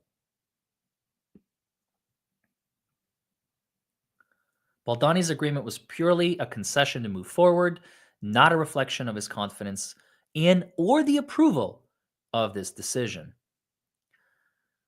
On April 18th, the text between Baldoni and his editor is discussing whether to have one editor fly to New York and work with Lively in person or remotely. Ultimately, it is decided to fly the editor out. I want Blake to feel like she's getting what she wants so we can move on from this need of hers. Between April 22nd and May 1st last year, Lively and the editor work on her cut of the film. Baldoni, meanwhile, continues cutting his version. So this is where we get the split version. So she's got her own editing team, and then Baldoni has his own. All the while believing that he will have the opportunity to consider incorporating Lively's edits at a later date. This is a disaster. This is an absolute disaster. Jamie Heath learns that Lively asked Sony to bring other creative collaborators into the cutting room with her. In response, a Sony executive relayed a firm message to Lively, stating, "This is a Wayfarer movie. Wayfarer has final cut and runs the process. Sony is an investor and distributor." The Sony executive hoped to reiterate to Blake, that Blake needed Wayfarer's approval, reinforcing boundaries, which clearly Blake doesn't care about. My way or the my way. On April 24th, the same day, the Sony executive informs Heath that Sony is holding firm in refusing Lively's request to bring others into the cutting room. Heath conveys Baldoni's growing frustration, noting that while Sony appeared to bend over backward to accommodate Lively's demands, they do not extend the same courtesy to him as a director. In response, the Sony executive acknowledged the imbalance, underscoring the complexity and strain of managing the escalating tensions. So things just keep getting worse and worse. Heath and Wayfarer, eager to get the film back from Lively, asked the A-list producer to make it clear to Lively's agent that Wednesday, May 1st would be her last day in the edit. On April 30th, still unsatisfied, Surprise, surprise. Blake demands another extension of her time in the cutting room, pushing the deadline from May 1st to May 8th. Adding to the audacity, Lively insists that Sony and Wayfair hire her personal editor, someone she had worked with previously, most notably on projects with Reynolds. Faced with this escalating situation, Wayfair considers granting the extension but attaches another significant condition. Lively would need to sign her long overdue acting agreement, the one that she hasn't signed since day one, which is almost like a year overdue. This document, which had been left unsigned for over a year, would prevent Lively from continuing to leverage her promotional participation as a bargaining tool. Aha, so that way they can lock her in. And that way she will have to promote the film no matter what happens. Wayfair's attorneys had been tirelessly trying to secure her signature, and this moment represented a pivotal opportunity to resolve the standoff. Heath clearly communicates Wayfair's position in an email to Lively's representative, hoping to bring an end to the ongoing impasse while protecting the integrity of the production. Heath is informed that same day that Lively had told Sony Marketing that she would refuse to approve trailers, TV spots, and digital marketing assets if Baldoni's acting credit appeared alongside hers. Are you kidding me? So now she doesn't even want her name like next to his? What? Why? Why does it matter? Are you so upset at it? Like, I don't understand. What is the purpose? Again, I'm not seeing other than wah wah wah. I don't really see a purpose. Sony Marketing, citing Lively's contractual approval right over her image and likeness in promotional materials, warns Heath that she could effectively block the release of almost every piece of promotional content featuring her face or name, essentially all of it. Faced with this leverage, Baldoni and Wayfair reluctantly agree to remove his name from the before or above title credits and trailers and related marketing cutdowns. Oh my God. This concession is yet another clear example of Lively's ongoing effort to diminish Baldoni's presence and influence on the project. There is no creative or professional justification for his name to be excluded, right? It is purely the result of her demands. The situation escalates further when, a couple months later, on June 18th, Sony requests that Baldoni's film by credit be removed from the poster. A move that reinforces Lively's wholesale erasure of his contributions, as a request of this nature would have no meaning to Sony. It is clearly instigated by Blake. Wow. On May 2nd, 2024, while Lively is holding the film hostage in the edit room, she's simultaneously stalling the film's marketing by refusing to approve key materials, including the trailer release. With less than 3 months until the film's premiere, Sony becomes increasingly alarmed about the delayed rollout of the trailer, a cornerstone of the promotional campaign. In a text exchange between Heath, a Sony executive, and a Sony marketing executive who had just spoken with Lively, they inform Heath of Lively's still escalating demands. Lively will not approve the trailer release unless she's granted more time in the edit room with her personal editor. Adding to the pressure, Lively made a veiled threat, implying she might change her mind about reaching out to Taylor Swift to secure the My Tears ricochet for the trailer if her demands are not met. Wow.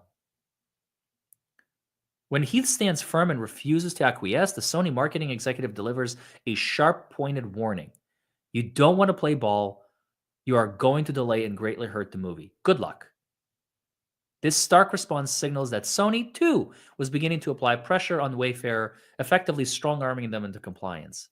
The message makes it clear that the studio is growing increasingly frustrated with the situation and is prepared to hold Wayfair accountable for any negative fallout, adding yet another layer of tension to an already fraught dynamic.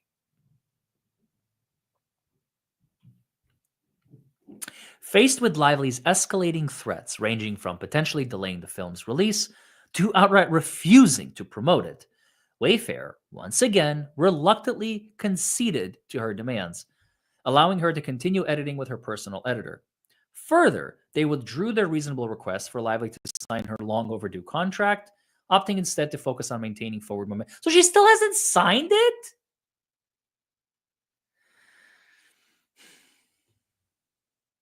These Hollywood actors, specifically Blake, I swear to God.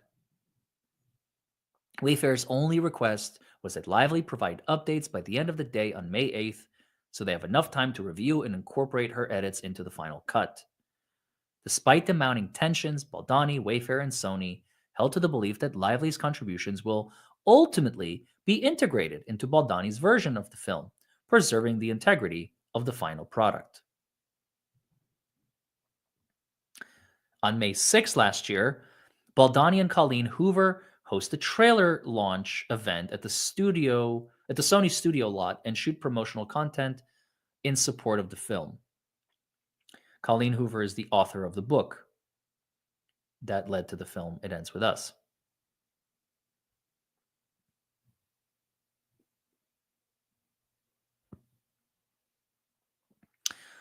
On May 10th, 2024, on the final day on which she is approved to edit the film, Lively refuses to turn over her cut to the film's director and instead tells Sony she wants friends and family screening of her cut to gather feedback and continue working on her edit. This was, of course, at Wayfair and Sony's expense and was not accounted for in the budget. She just continues to maintain control over this thing and is not releasing hold.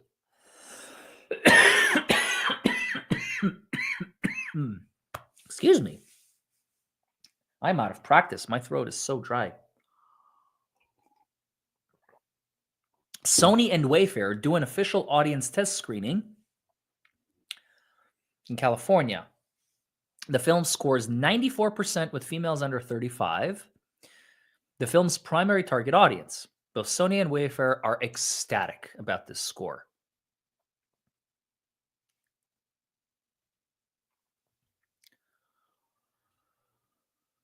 Baldoni shares the official audience test screening scores with his editors.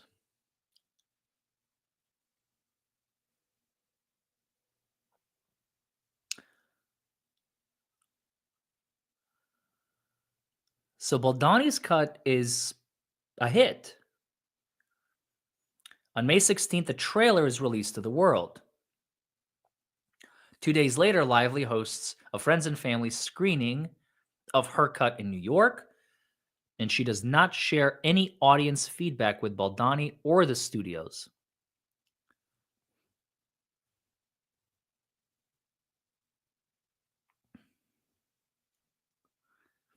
Wayfair is informed through Sony and Lively, emboldened by the feedback she received from her friends and family screening.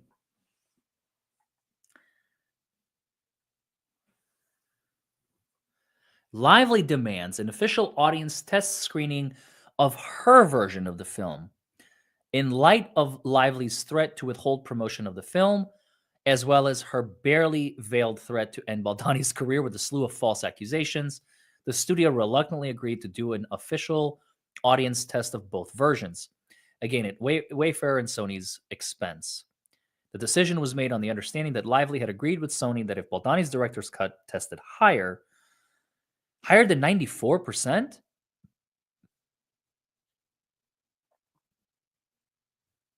she would drop the matter and fully cooperate so that Baldoni could finish the film without further interference.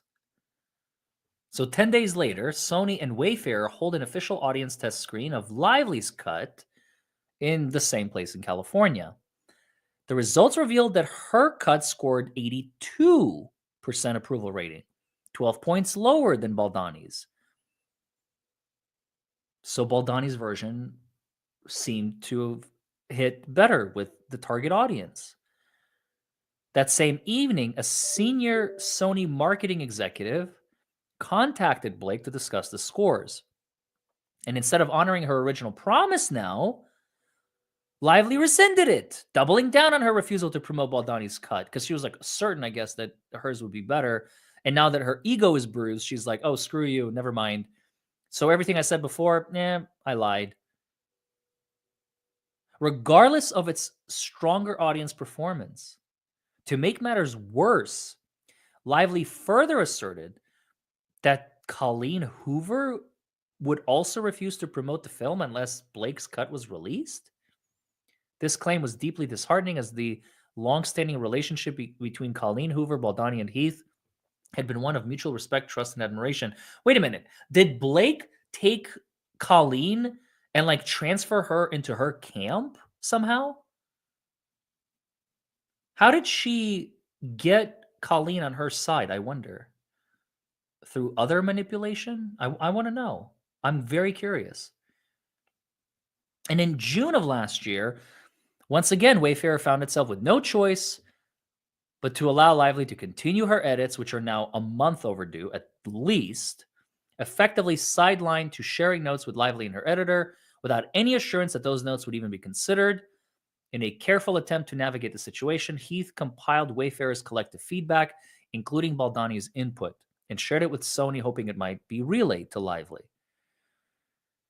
By this point, it had become painfully clear to Baldoni and the Wayfarer team that Lively was determined to assume full creative control from the director, the financier, and the studio behind the picture.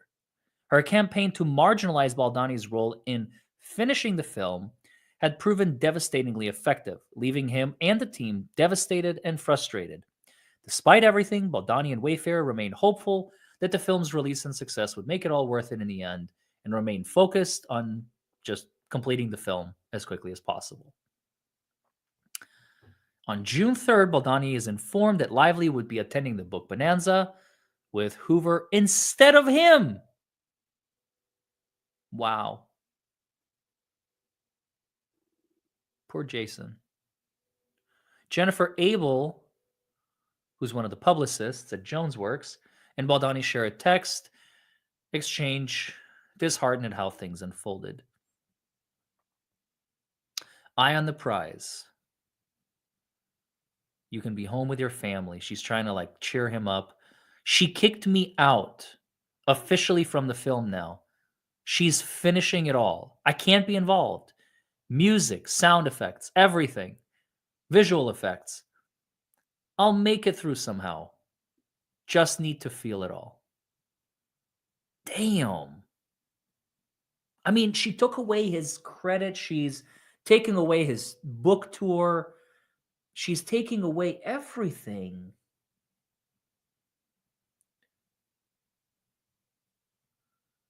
What a horrifying woman.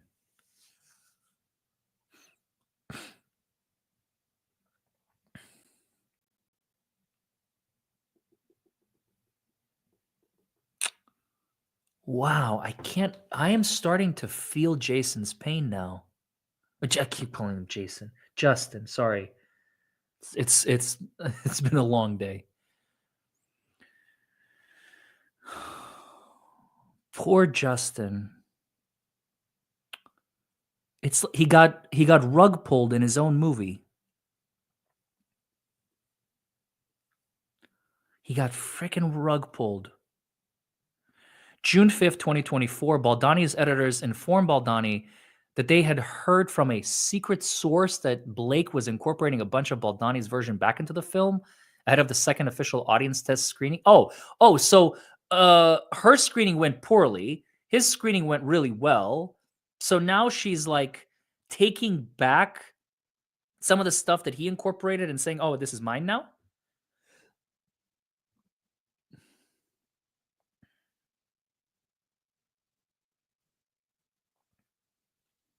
We didn't want to bug you through all this, but our secret source has let us know that the new version that they are previewing tomorrow has a bunch of our version put back in. We just have to keep it quiet because we want to keep our back channel open. Feel better, get well soon. We love you. Everything is going to work out, damn it.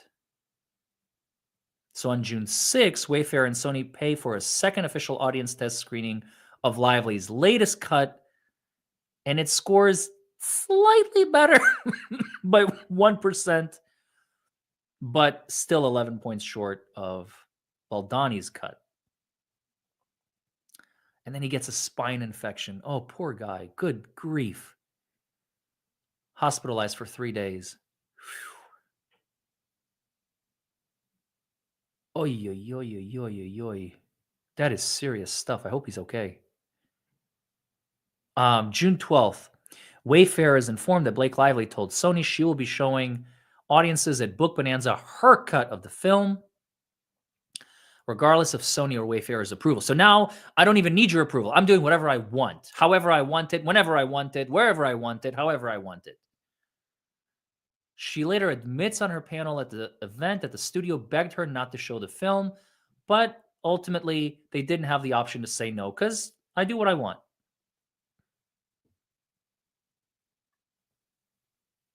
Lively, Colleen Hoover, Brandon Sklenar, and Isabella Ferrer attend the Book Bonanza to promote the film's release.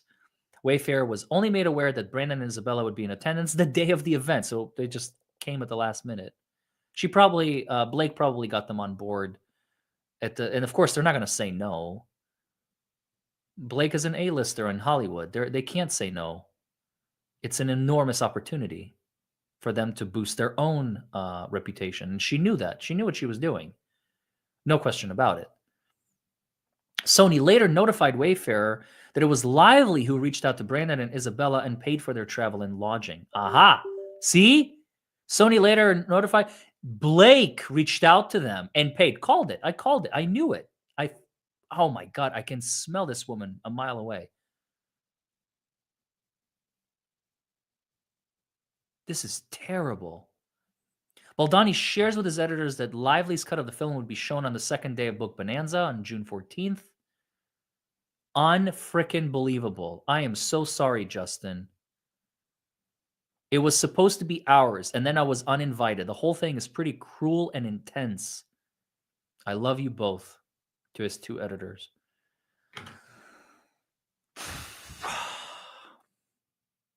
On June 17th, Lively makes the unilateral decision to bring on a new composer for the film. I thought we were like in post-production. How do you... As a result, the original award-winning composer was let go, despite having already completed the score, which included costly orchestral arrangements.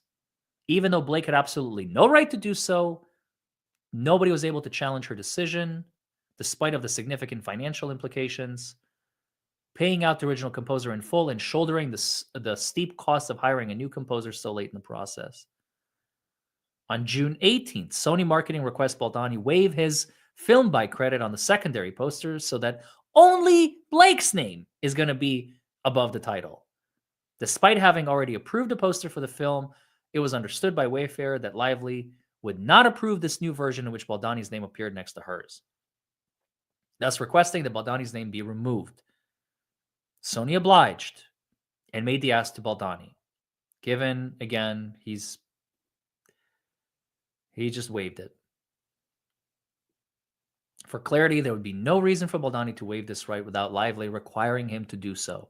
And ultimately, for the 17,541st time, he acquiesced. Yes, Blake. Anything you want, Blake. Whatever you need, Blake. You got it, Blake. On June 18th, just 6 months ago, on the same day that Baldoni waives his film by credit, Wayfarer also reluctantly agrees to give Lively a producer credit. This was an ask that she took to Sony, despite it being a decision properly made by Wayfarer. She was originally credited only as an executive producer, but both of them no longer had the leverage to oppose her demands. And they let her get away with it. And deal with the fallout. They're like, no, just take it. Just take it. Even though she didn't really earn it. Wow. Shortly after granting Lively the producer credit, so she just keeps taking. Like the minute she's like, give me this, here you go. Okay, now give me this. Okay, here you go. Okay, now give me this. Here you go. Okay, now I want this. Give me this or I'm gonna leave. Okay, here you go. And now I want this. Okay, here you go. Now I want this. Or I'm gonna leave. Okay, okay. All right, don't leave. Here you go. Like, this is insanity. This is absolute madness. June 20th, shortly after granting Lively the producer credit, Heath was informed that Lively had reached out to Sony again. So she's trying to like circumvent. Oh my God. This time to ask Baldoni and Heath write a letter on her behalf so she may be considered to receive a PGA mark? But the work did not warrant the PGA mark for her.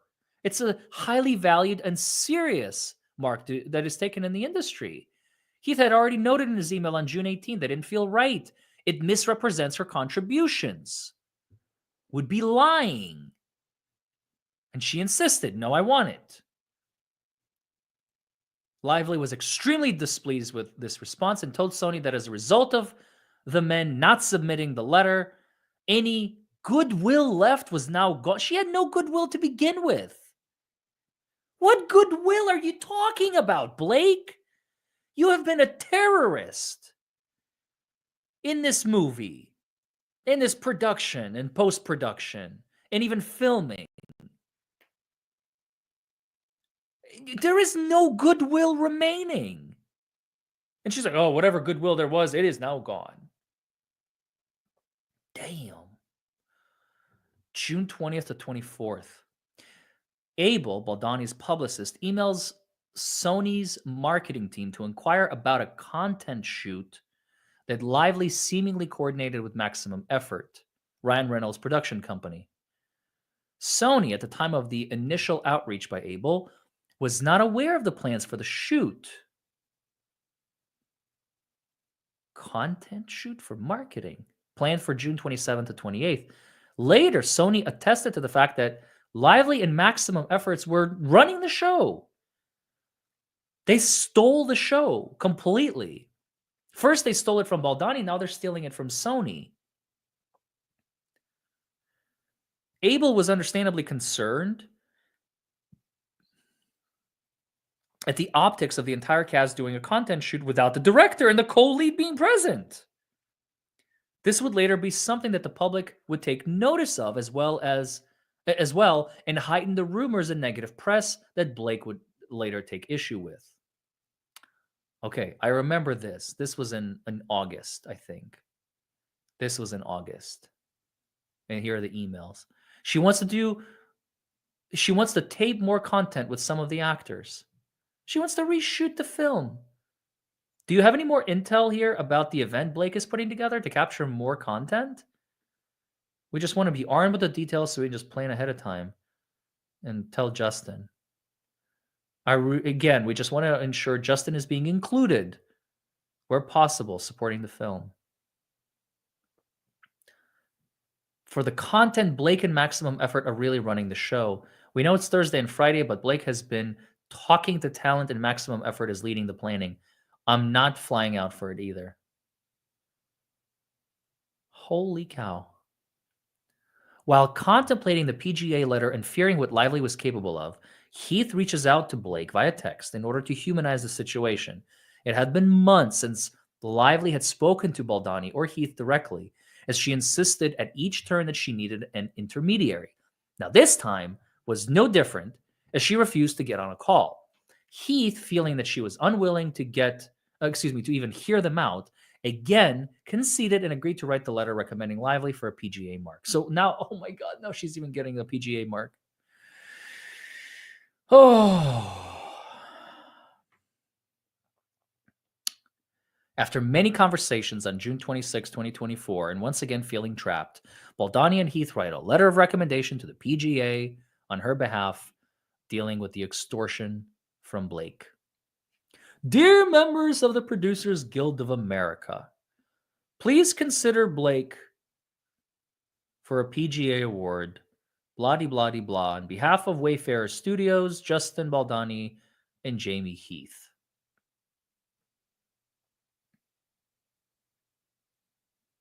Heath, the CEO of Wayfarer, expressed to Forbes on June 28th his high hopes for the film. The article would be later released in August when the film was released.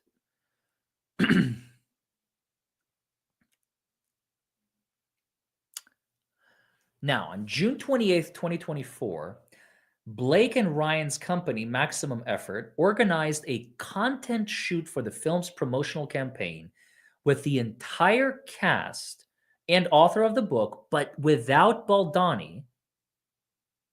The content shoot included the cast making flower arrangements, baking cookies, playing Pictionary, collage making, and other concepts developed by Maximum Effort's team in support of the film's promotion.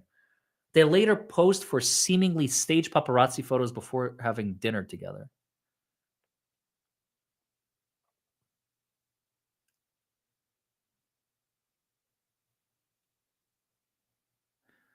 On July 1st, 2024. By July 2024, Baldoni was completely locked out of the film's final cut. By virtue of his role at Wayfair, he was permitted to give notes as a studio.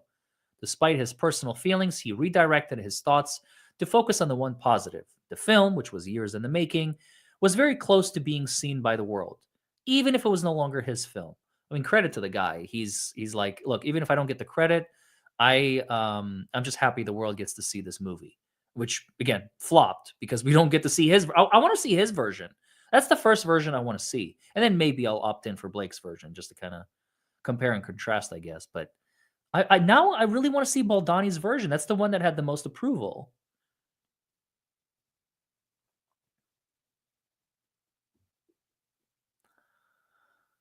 The film's original editors informed Baldoni that the last they heard, she was putting back a fair amount of Baldoni's version into the final cut.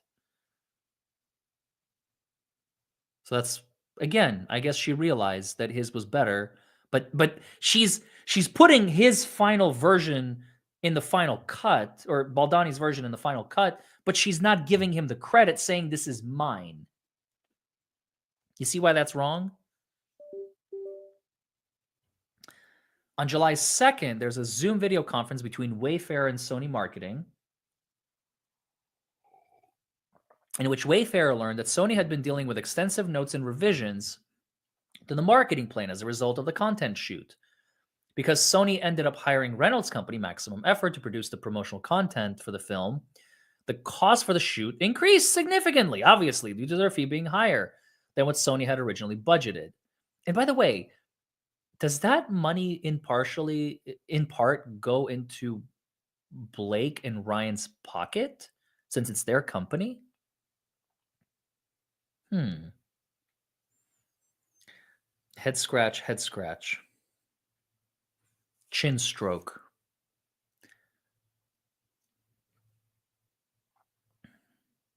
Notably, this charge was despite Lively's claim in a January 2023 text to Baldoni that Maximum Effort would work free for the family, as shown below.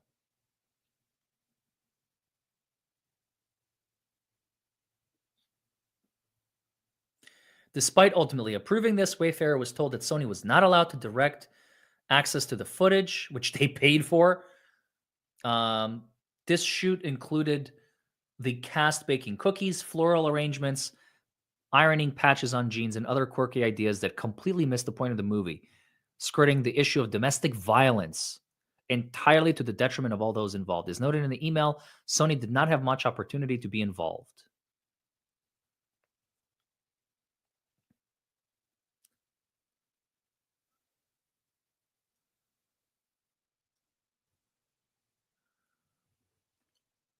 July 10th.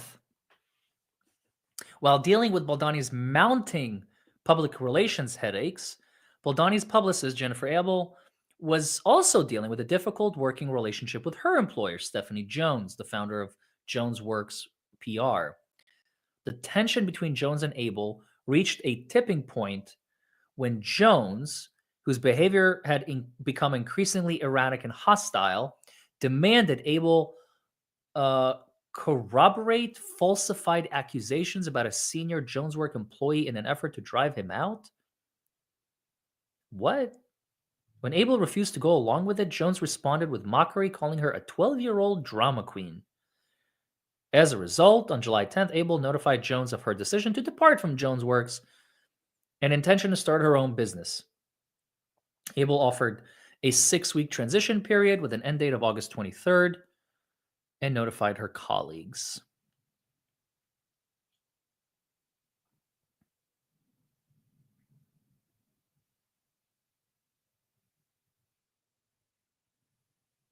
Damn.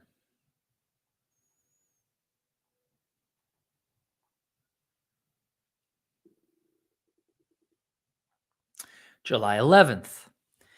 In anticipation of an in person interview with a national publication that requested to follow him for a day in the life of piece, Baldoni reaches out to the post production house working on It Ends With Us to find a time for him to come in for a few minutes and do a mock coloring session. At the time, the coloring was nearly complete. This was all done in an effort to promote the film and, of course, highlight Baldoni as its director. However, when Blake is informed of this fake coloring session, she's incensed and demands Sony intervene immediately, stop the interview from happening. Sony obliged, leaving Baldoni in the dust once again, and the team disturbed by Blake's insertion into Baldoni's own marketing and promotional efforts for the film. 5 days later, Wayfair is informed that Reynolds contacted Baldoni's personal agent at WME. During the call, Ryan escalated his attack on Justin's character, calling him a deranged predator. Okay, I see now where some of you were saying that Ryan is complicit in all of this. There's your proof. There's your proof.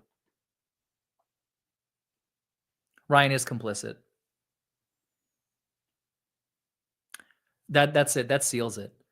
Baldoni's agent relays to Wayfair that he did his best to reason with Reynolds and challenge the absurd claims, but Reynolds was unwilling to consider any counter narrative. So Ryan reiterates that Baldoni should not attend the premiere on August the 6th, stating no one wants him there, quote unquote. No one being basically his wife. Blake doesn't want Baldoni there. When Baldoni's agent shares this conversation, with Baldoni and Heath, they're once again disturbed by Ryan's continued efforts to damage Justin's reputation within the agency. 2 days later, Justin attends Lily Bloom's pop-up shop at Westerfield Century City to promote the film. Following the pop-up, Jones contacts Abel to check in. Abel shares that Justin is struggling and under immense pressure. Moreover, Baldoni is dealing with Ryan, calling his agent, saying what a horrible person he is.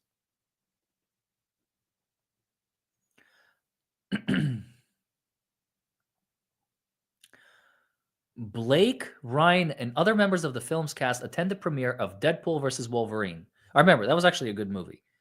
I enjoyed that movie.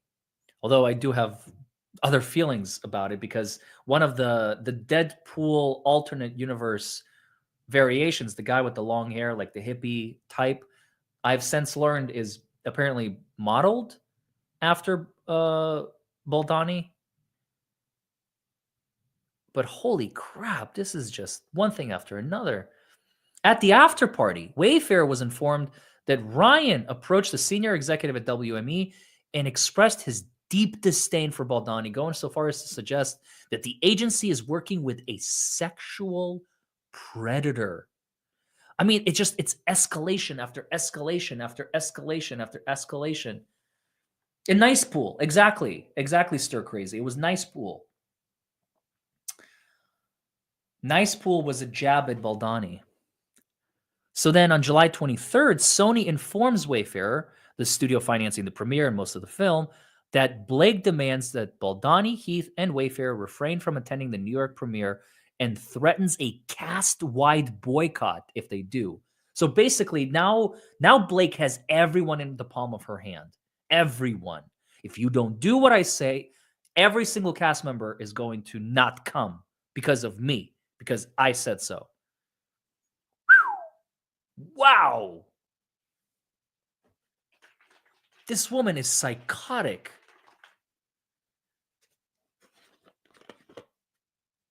I mean, I knew it was bad. I had no idea it was this bad.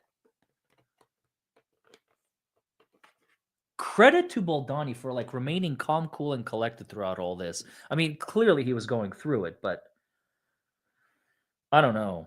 If I was in his shoes, I don't know what I would have done. Mindful of the potential premiere boycott and not knowing what Lively and Reynolds were planning to do if Baldoni and the team attended, Abel emails the Wayfarer team requesting Lively's November legal letter, correctly assuming that Lively would try to use the letter against Wayfarer. With the letter in hand, Abel intends to draft context for each issue to ensure the team can factually refute any press leaks. Abel emphasizes a reactive strategy, acknowledging its drawbacks. Basically, the 17 item list, they're demands, not grievances. Now they're trying to do damage control. And later that morning, Abel contacts Jones for crisis PR firm recommendations for Baldoni. They receive them, they endorse, they meet.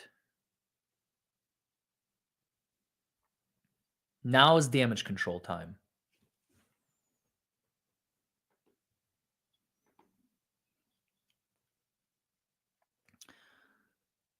Upon learning that Wayfarer was considering working with Melissa Nathan, Stephanie Jones, they refuse. More drama, more drama. Okay.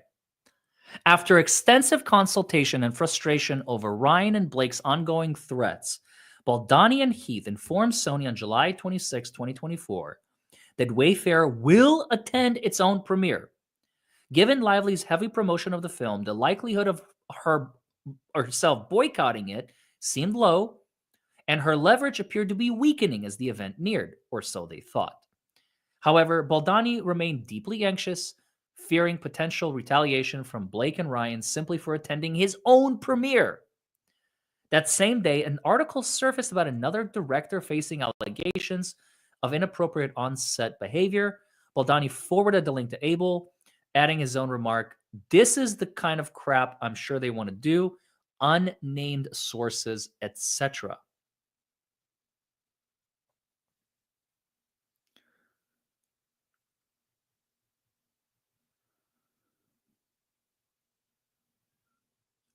Amid that turmoil, and over 2 weeks after submitting her resignation, Abel emails Jones to express gratitude and to assure her of no ill will. However, she remained resolute in her decision to leave Jones Works.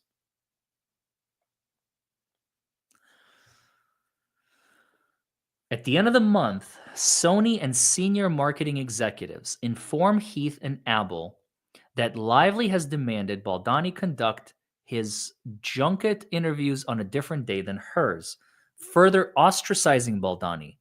Abel pushes back, arguing that this would signal to the press that something is wrong. But ultimately, Abel is able to find a compromise that they agree Baldoni would conduct his interviews separately from the rest of the cast at a different hotel, but on the same day. On July 31st, social media detectives begin to notice Baldoni's absence from the promotional content being posted online. How come Ryle's character isn't in any of the promo stuff? I've been wondering this too. Recognizing the extreme measures Lively and Reynolds were taking to undermine Baldoni, on August 2nd, 2024, with them trying to exclude him from the premiere press tours, spreading negative rumors within his agency, isolating him, and engaging in strong arm tactics, Baldoni and Heath decide to retain Nathan and Tag, TAG. Baldoni and Heath did so after Abel learned from Nathan that a negative story was being circulated among media contacts, labeling Baldoni's religion as a cult, accusing him of fat shaming Lively. In response, TAG prepared a scenario planning document with rapid response strategies, key messaging, and other standard crisis PR deliverables. Feeling uneasy, Baldoni texts Abel for reassurance, responds in part, "Truth is your defense, buddy." Oh my God. In her complaint, Lively cherry picks text messages between Abel and Nathan, stripping their exchange of critical context. She excluded messages before and after in her complaint. So she's cherry picking. What a slime bag this woman is. Oh my God. Did you guys know it was this bad? I had no idea what kind of a monster Blake was until I saw this today. Cherry picking, excluding relevant facts, manipulating people, manipulating evidence, manipulating the situation, threatening, extorting. It's just never ending.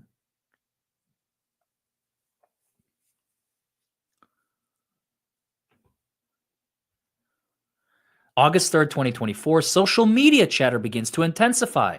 Where's Justin? Where's Baldoni? Where's Justin? Where's the one with Justin?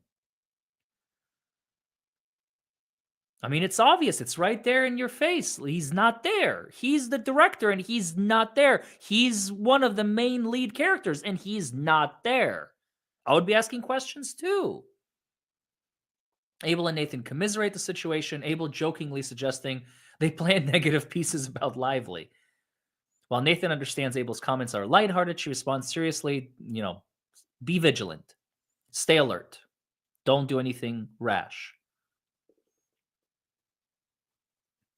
Baldoni's first full day of press began before 6 a.m. on August the 5th. Later that morning, he shared a link with Abel to an article on celebrity bullying that had appeared on his Twitter feed.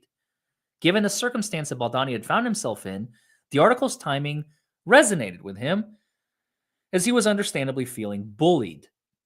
So he took a screenshot, and sent it to her.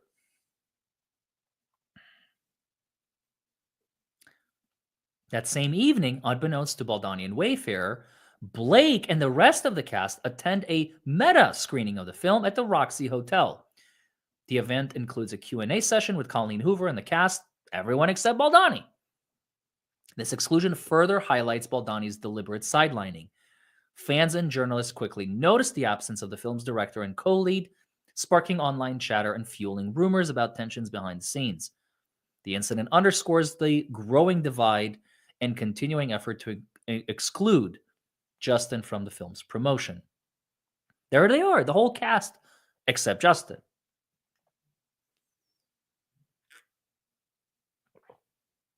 I mean, what did they think was going to happen? Come on, Blake. What kind of world do you live in? August the 6th, the premiere of the film in New York. Justin is instructed to walk the carpet separately from the rest of the cast. At least he's there. However, he's quickly ushered off the press line when it is announced that Blake is on her way. Once inside the theater lobby, security escorts Justin and his family to the basement. Oh my God. To prevent a potential encounter with Lively and the cast, they are then taken to a basement stockroom for holding while Blake, Ryan, and the rest of the cast walk the pink carpet. After the lobby clears, Justin, Heath, and their friends and family are ushered to a small theater at the end of the hallway for a separate screening. They can't even be at the main screening because of this witch. Oh my God. On August the 7th, articles about a potential cast feud begin circulating. Social media chatter intensifies further. Audiences take notice that the cast had unfollowed Baldoni, and fans observed that he was absent from any promotions. This confirms Baldoni's team and Sony's long-standing concern. The situation was overshadowing the film. Nobody's focusing on the movie. Everyone's focused on the feud, the drama, because drama is way more interesting, right? Why do you think we're doing this at 11 o'clock at night? This is interesting. This is juicy stuff. What's up, Ari? Good to see you. Long time no see.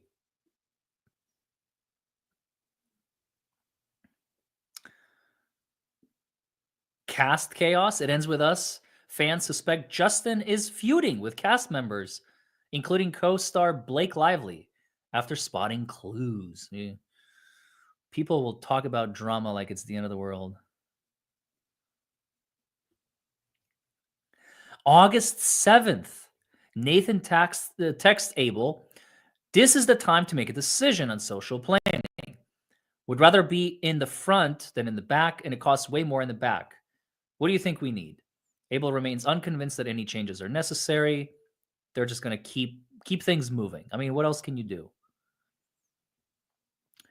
Online chatter escalates even further. Cast tensions become the headline across major publications. Nobody cares about the movie anymore. What the heck is going on with Justin Baldoni and the entire It Ends With Us cast? Blake Lively, bad blood? Stay tuned on Paris Hilton. Daily Mail. Just awkward. Justin Baldoni stumbles as he's asked about Blake Lively live on Today, fueling rumors of It Ends With Us feud. August 8th. More stuff. Daily Mail. Reporters are now knocking on the door. The entire cast and I will have to go on the record. This needs to be told. They decide the whole cast doesn't like Justin. Nothing to do with Blake. She doubles down. I'm telling you, she's a liar. They are panicking as the whole cast hates him. What? You have it all wrong. Your reporters are so wrong.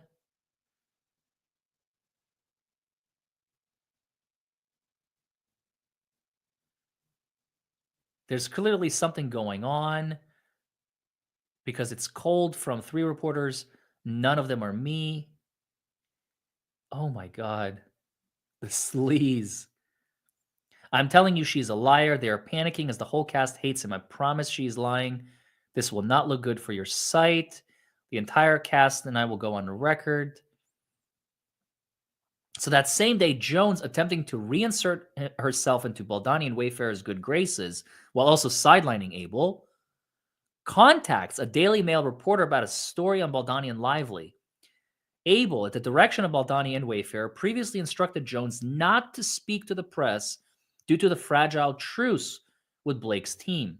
Despite this, Jones brags to Wayfarer about trading calls with the Daily Mail to appear engaged with the account. Notably, at this time, Wayfarer and Abel were unaware that Sloan had breached their agreement with Nathan.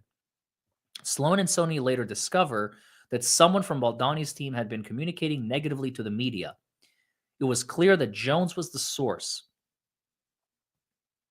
And Sony and Wayfarer are all livid. All parties were desperate to avoid an all-out conflict. This is a war. This is an all-out war between Blake and Justin, just as the film is about to be released.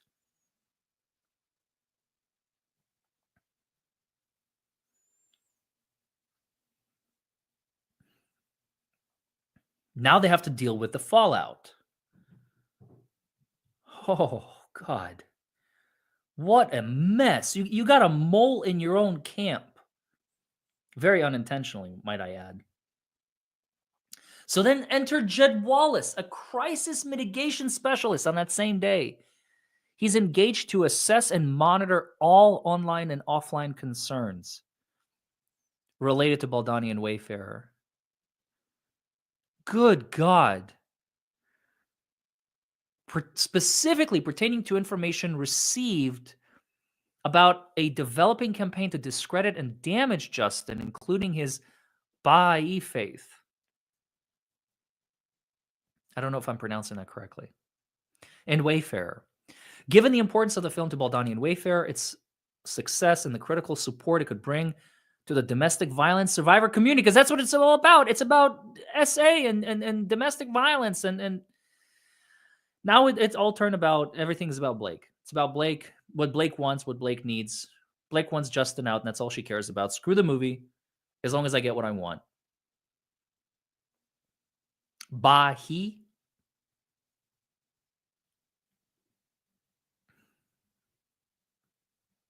Thank you. Wow. Early morning, Abel receives an inquiry from the Daily Mail on August the 9th.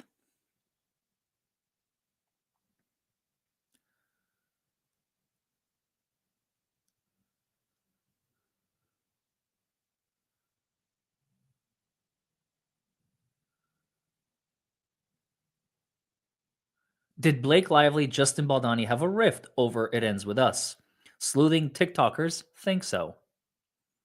Sleuthing. That's a word I haven't heard in a while.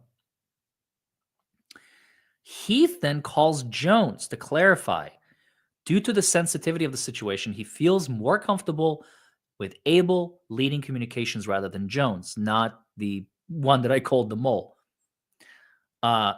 Heath reiterates that Jones should refrain from taking any action on behalf of Baldoni or Wayfarer until further notice. So Jones, stay away. That's what I called them. That's what I called the mole. At the time, Heath was in Chicago with Baldoni and Abel, and they all agreed that Abel, with firsthand knowledge and the most up-to-date information, was the best person to handle communications. Jones does not take this well and launched into a tirade insisting that she's going to speak to whoever she pleases. Oh, dear God. But the day prior, Heath texted Jones demanding she does not communicate with anyone on behalf of Wayfarer or Baldoni. So then they send a text message. Nathan sends a text message to Sloan containing an email she had received from Daily Mail reporter. Unbeknownst to Nathan, this was the same reporter with whom Sloan had been communicating the day prior. Nathan confirms that she played no part in the story and tells Sloan, hey, I'm going to have to speak with him, but I'm just going to tell him nothing. She adds, happy to chat to you beforehand if you'd prefer. Oh my goodness. During a red carpet interview in the New York premiere, Blake states, the iconic rooftop scene, my husband actually wrote it. Nobody knows that. This revelation regarding Ryan's purported contribution to the script raised eyebrows at Sony, who told Wayfarer that they certainly needed some clarity on public comments made about Ryan Reynolds potentially contributing writing services for the rooftop scene. So now she's giving credit to her husband? Oh my God.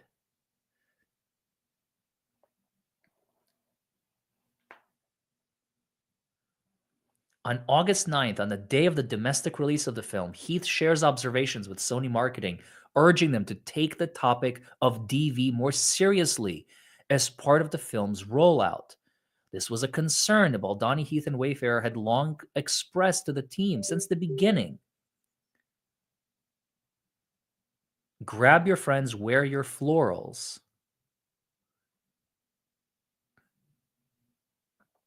Tone deaf from the beginning, wear your florals, Blake Lively. That's crazy. Tag and Abel continued to monitor online chatter about the film in August. Like, what are people saying?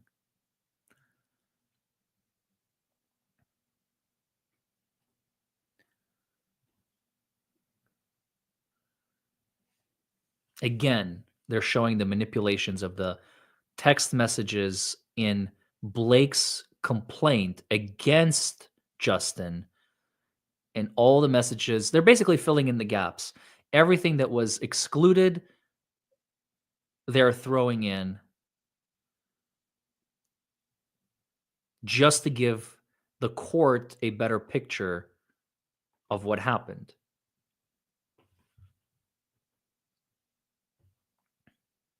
Yeah, Blake tried to turn this movie into a rom-com, like a chick flick. That was not the original intent. If you felt like the wrong cast, Blake, maybe you should have left the movie months ago and let somebody else take over. But no, I want the movie and I want it done my way. You can't have it both ways, woman. So disappointing. August 11th, Baldoni felt it was important to stay on the message, as he had during the film's junket press tour from August 4th to the 9th. Despite the purported feud on the film's box office success, Baldoni sought to redirect attention to DV survivors. He sends a text to the social media team urging them to focus their efforts on the topic. He's trying to bring everybody back. Good morning, team, he writes. So I was thinking about the response to this weekend, and I feel like what we should do is make sure to emphasize the voices of the survivors. Amen.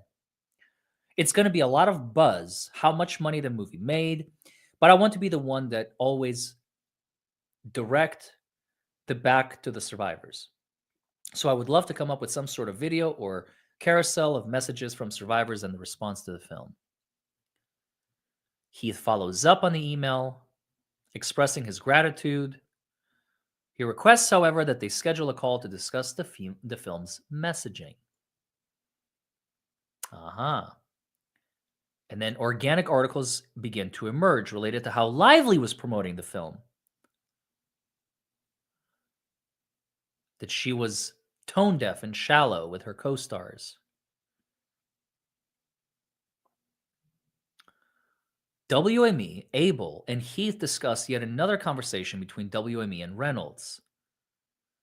WME shares that Reynolds and Lively are furious, okay, with Wayfair and Baldoni for positioning them as promoting the film as a Barbie film, while elevating Justin to speak on the more serious messaging. Well, that was your choice, Ryan and Blake. They purportedly believe Nathan is responsible for the positioning and demand that Wayfair release a statement of contrition, taking accountability for the negative. What? They warn them, if you don't comply, the gloves are going to come off and we're going to crap all over you again. In turn, Reynolds tells WME that he would personally draft a statement for Wayfair to release immediately, to retract the focus from DV victims, to turn this into a rom-com? That's your argument? What?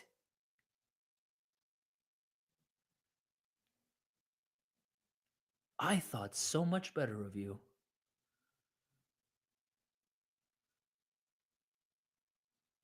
Wow. That is an unprecedented move. You care more about your own desires, me, rather than public perception and the ability to influence others.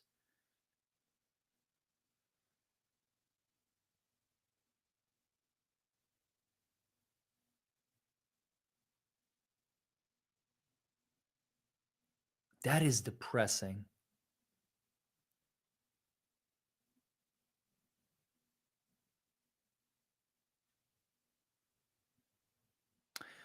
Heath and Abel are astounded that Reynolds and Lively blame Justin and Wayfair for their self-inflicted PR nightmare.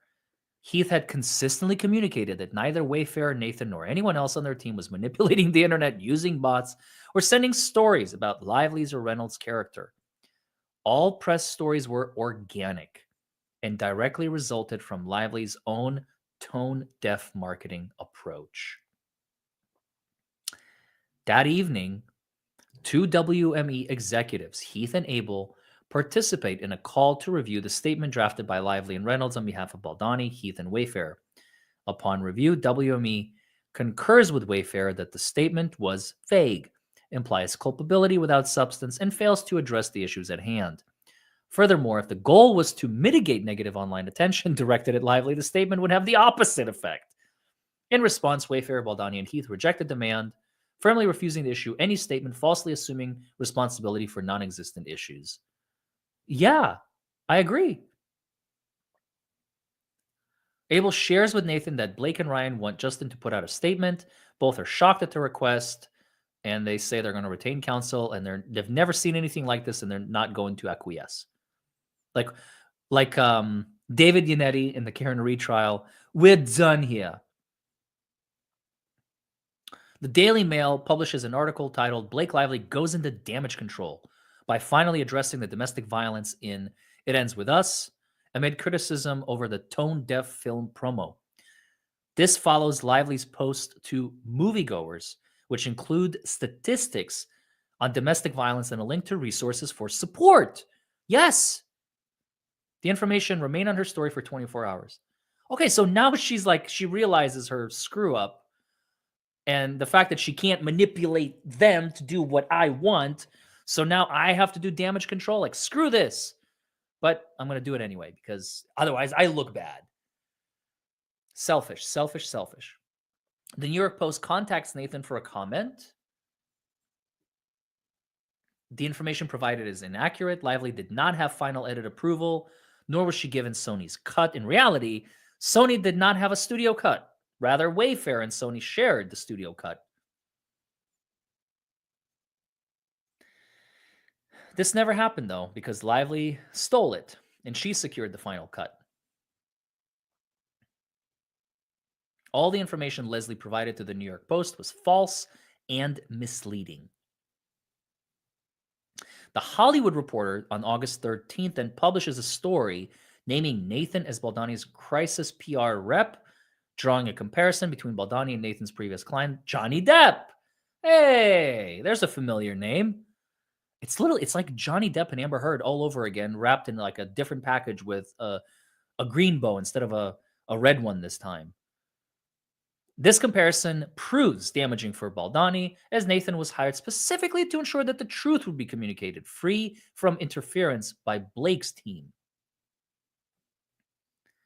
Because a week prior, you had that whole Daily Mail exchange between Sloan and Jones.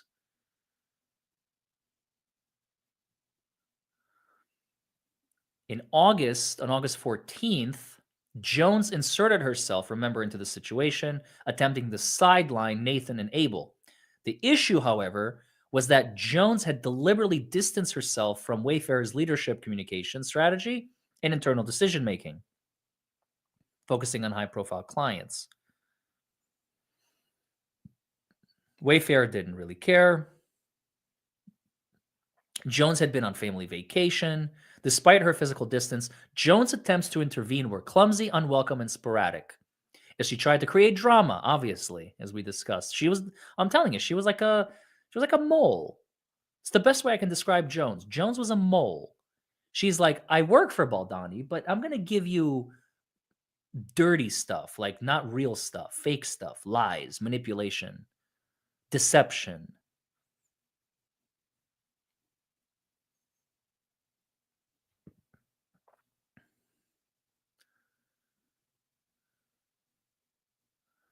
Somebody asked me to read the statement. You mean this statement? Blake Lively felt Justin Baldoni fat-shamed her, kissed too long on scene. Hi, Jamie. I have been standing down and have not contacted any press at all regarding any of these Justin issues since they arose on Thursday. No, not this one. No, go back. This one? Wait, go back a few.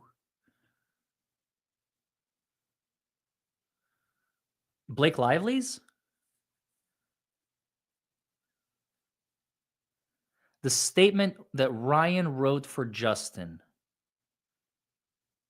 Oh. This one. Statement prepared by Blake Lively and Ryan Reynolds on behalf of Baldoni, Heath, and Wayfair. Oh, okay. Let's read it. Statement prepared by Blake Lively and Ryan Reynolds on behalf of Baldoni, Heath, and Wayfair.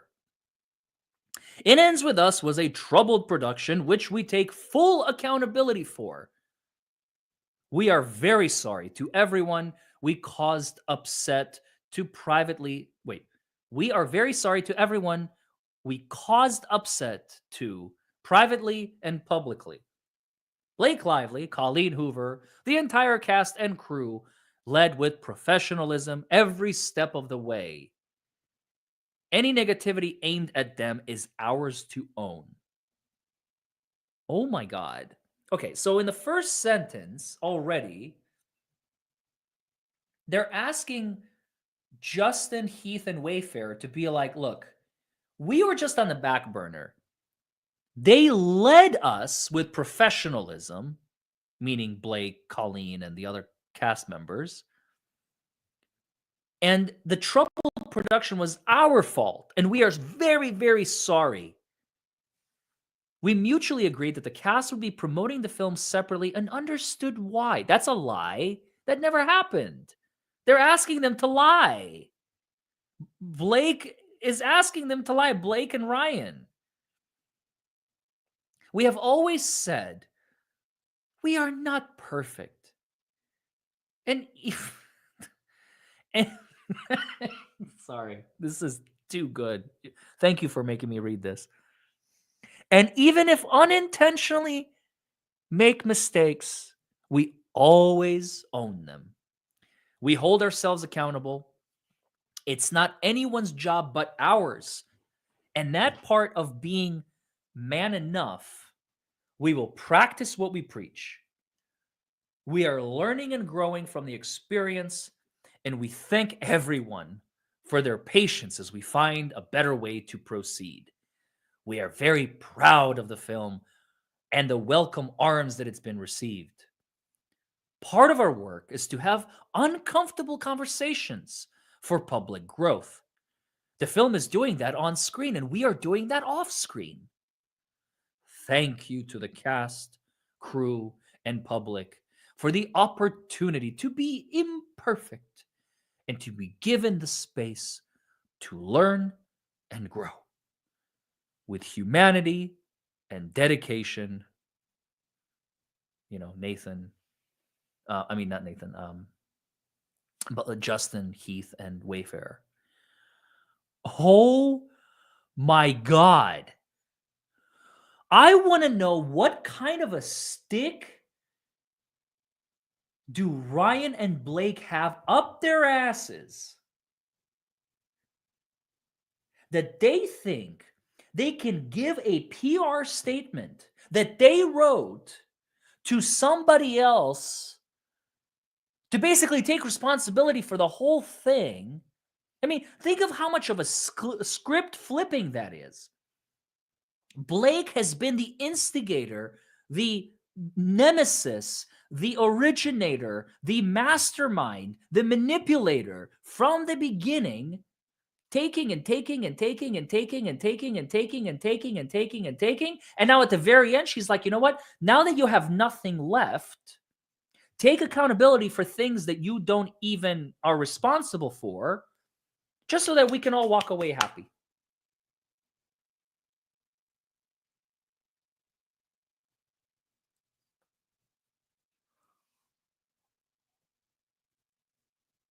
Blake and Ryan's title of their life should be renamed It Ends For Us.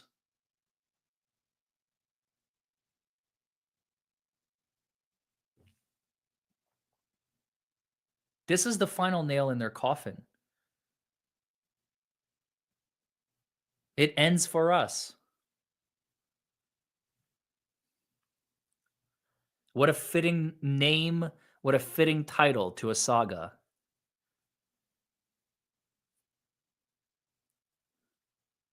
That is so sad. But hey, facts are facts.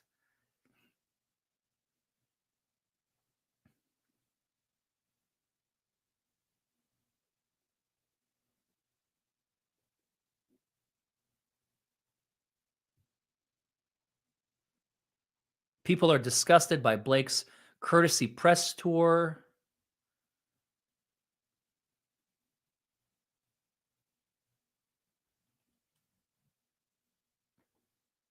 Where did we leave off? Thank you for making me go back. That is very, very necessary.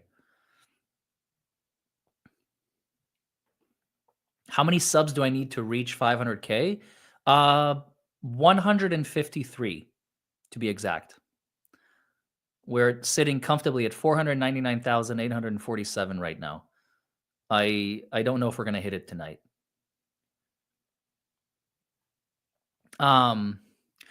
More organic articles.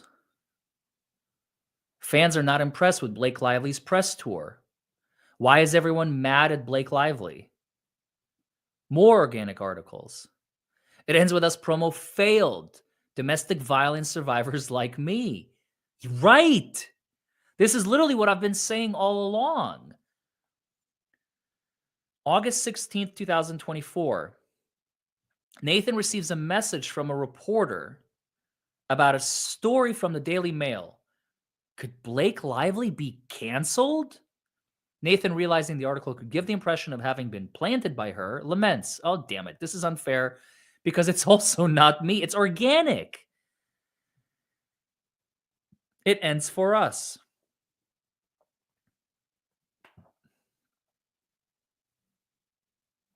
The reporter responds, no, it totally does look like his side. Nathan shares a screenshot of her conversation with the reporter with Abel. The two of them sarcastically joke, you really outdid yourself with this one. Nathan responds, that's why you hired me, right? But this all happened organically. There was no damage control needed. That's you can't fool the internet. You can throw out as many bots as you want, right, Amber? Right, Blake? Right, Meghan Markle? But at the end of the day, the people speak. The people have spoken.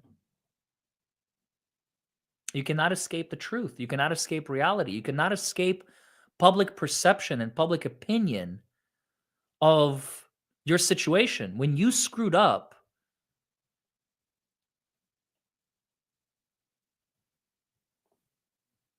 that's on you.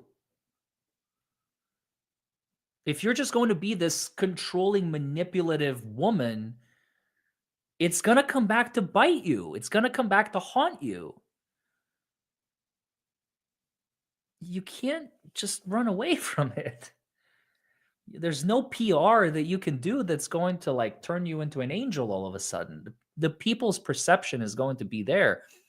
We learned that from both Amber Heard and Meghan Markle. Amber tried to file DV allegations, and when people realized that she's a big fat liar, that's it. Her career was over, is over. Same with Meghan Markle.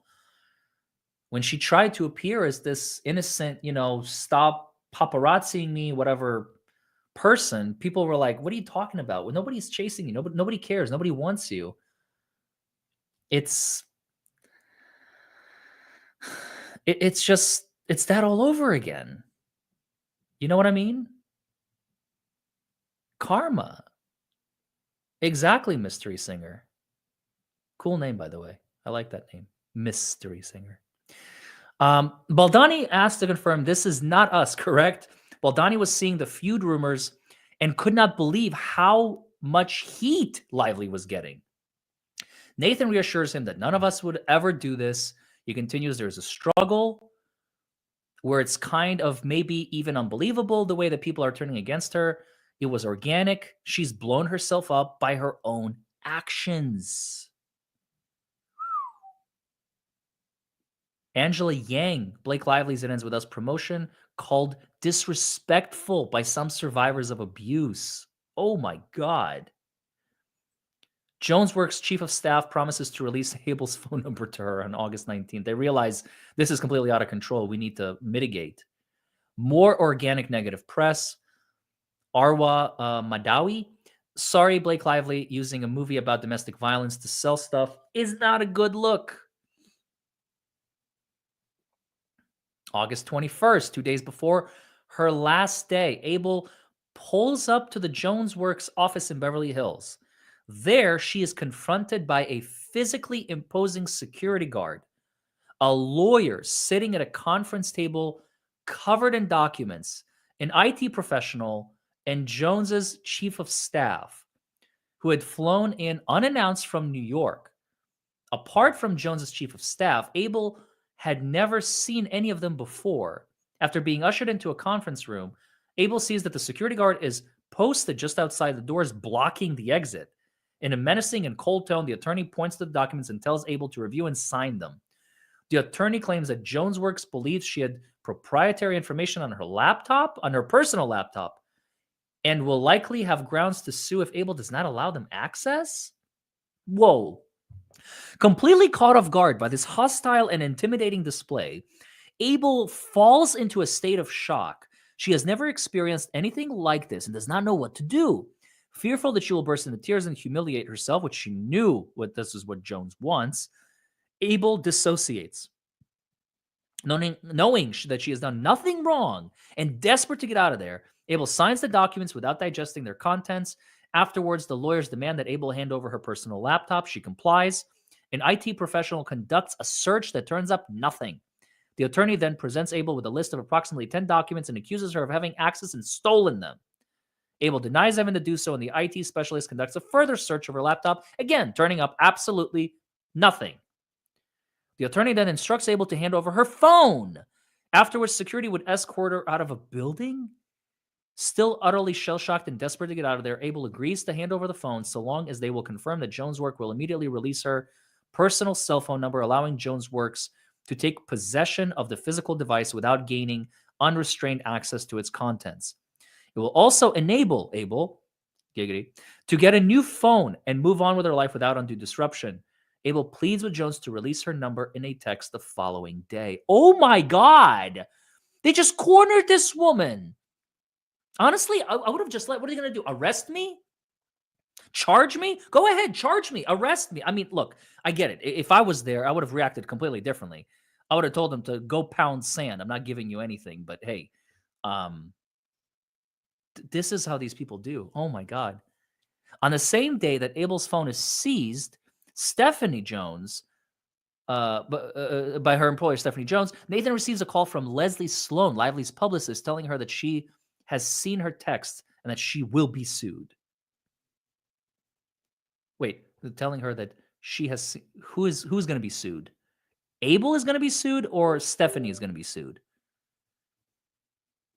I think Stephanie Jones is going to be sued. Yeah, because Stephanie is the one who should be sued in this whole thing, who went through her phone and her laptop, Abel's laptop. Yeah. There's a call log. August 23rd, Baldoni sends Nathan a suspicious profile suspecting it of trolling Blake. Nathan confirms that 100% is not anyone from your team whatsoever.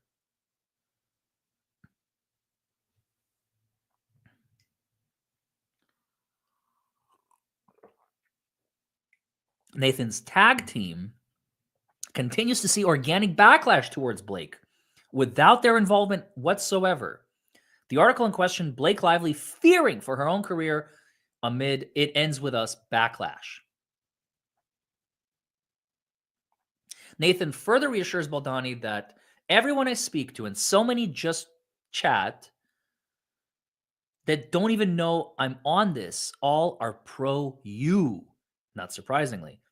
I know that's not your intention either, to make her or anyone an outcast, but the sentiment is for you. And Baldoni responds, thank you for sharing, and praying for Blake and Reynolds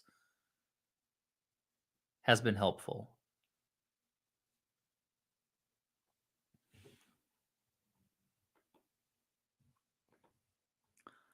Wow. The internet continues to churn out news stories. This is the end of August.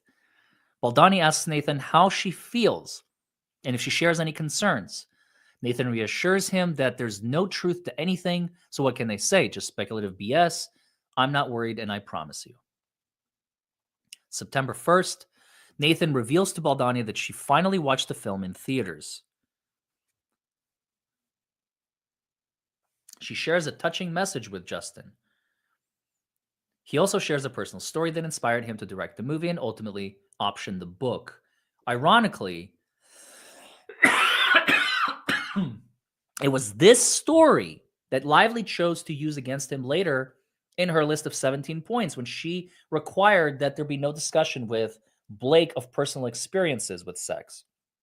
In her complaint, she intentionally misrepresents the story to suggest that Justin had engaged in sexual conduct without consent. In fact, it was the other way around.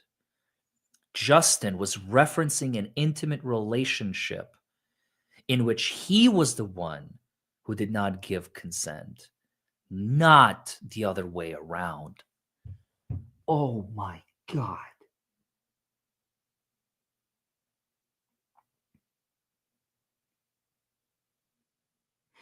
Justin had a personal vested interest to make a movie because he wanted to influence others. He wanted to influence people to understand DV and narcissism. And instead, he got a taste of it himself. Oh my God. What a twist of the knife. Wow. What a twist. What an ironic twist of the knife.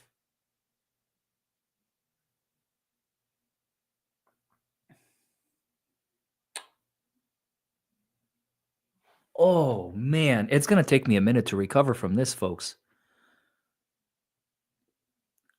She used his own trauma against him. Is this for real?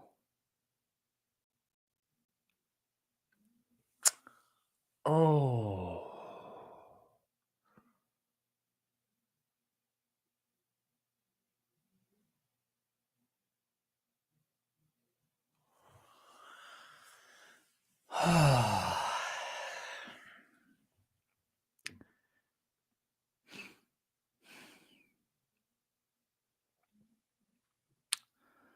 Justin sends a text to his original editors, hopeful that one day they will complete the film as it was intended. He writes, if you think about it, we didn't even finish our director's cut because she intervened. So ideally, at some point, maybe we can take a week and all just do it together for ourselves. But that opens up a can of worms. So we will need to let this play out for a while before we pull that card. And your door will be knocked on, he's writing to his editors. The amount of women who feel seen, that it's reaching people all over the world, that men are remembering their own traumas and having conversations with their partners. That's why we did this. And it worked. We're still the dream team.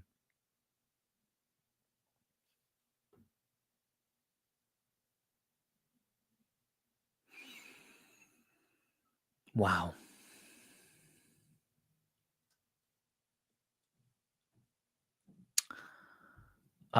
December 20th, last month, or now 2 months ago, I guess we're in February officially. Lively files her complaint. So this is about a month and a half ago. Lively files her complaint with the California Civil Rights Department.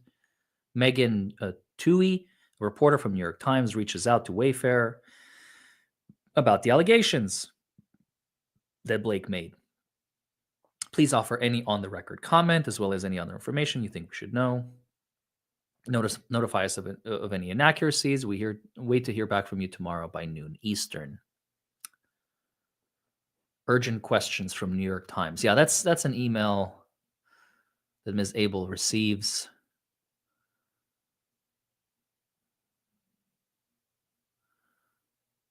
Oh man.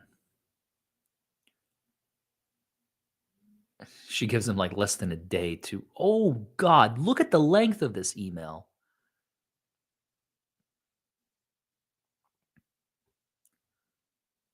Holy crap. Darvo, deny attack, reverse victim and offender. Damn. There's no coming back from this, folks. There's no coming back. They only gave him 12 hours to respond. I want to show you guys again how long this email is. Oh, it keeps zooming in. Sorry. Okay. Look at this.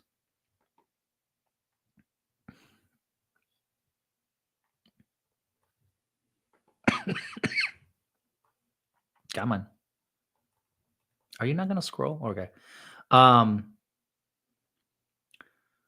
We are reporting about a crisis communication operation conducted on behalf of Justin, Jamie, and Wayfair Studios. Page 1, page 2, page 3. 3 pages, 3 full pages, and each one is has like 10 to 15 line items that you have to like research and explain. Like you have to drop everything and reply to this. Like, come on.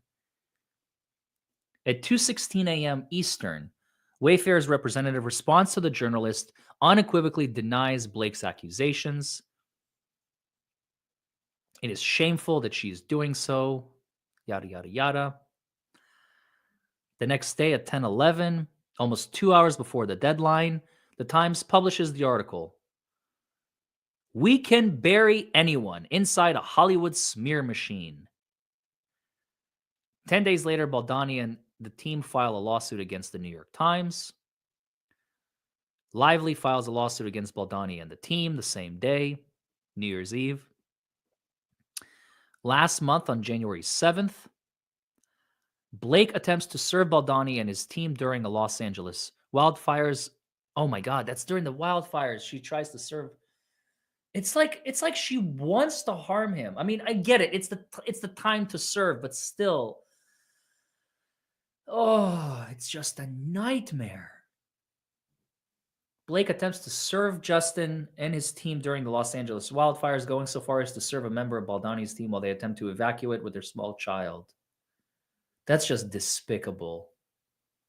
That's just terrible timing, but regardless, it's despicable. Baldoni and team file a lawsuit against Blake, Ryan, Sloan, and Vision PR just a couple of weeks ago. January 24th, this is last week. This is literally last week. Discovery is made that the main imagery used in the article has metadata creation timestamps days prior to the publication. Okay, that's interesting. Do you understand what that means, folks?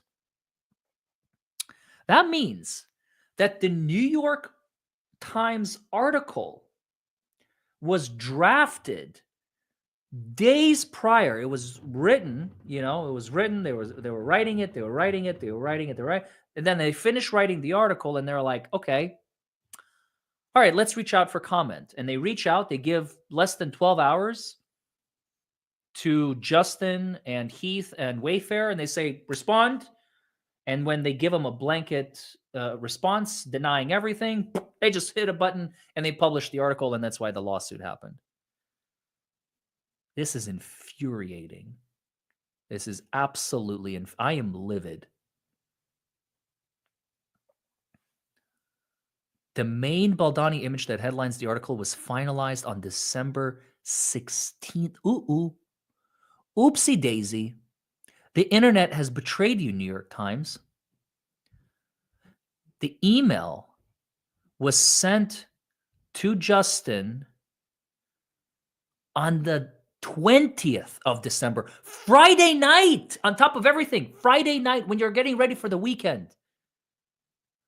Oh my God, that is some bullschlacha. So they knew, they were writing the article on the 16th.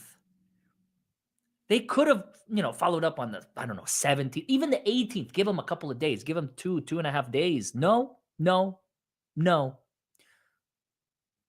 Not our job, not our prob. Additional smear Baldoni imagery existing within the article on December 18th is when it was generated. Last week, on January 26th, that was last Sunday, it was a week ago, it is determined that the promotional video for the Lively smear campaign article was finalized on December 12th. The video preloads static imagery for promotion inside the article itself was created on December 17th.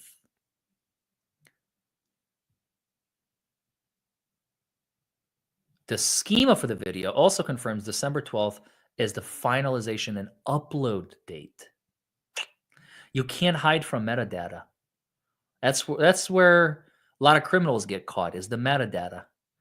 They delete, they manipulate, right, Jennifer McCabe? They delete, they manipulate. You can't hide from the metadata. because that stuff it's a timestamp. It's a fingerprint. It's a timestamp on when the action actually occurred. You know what I mean?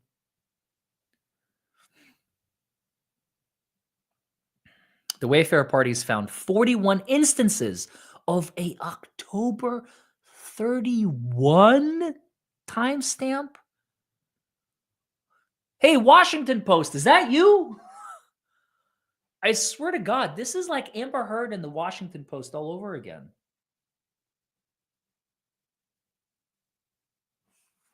Timestamp related to text messages, storage and styling into BirdKit, which are believed to be a content management system for the Times.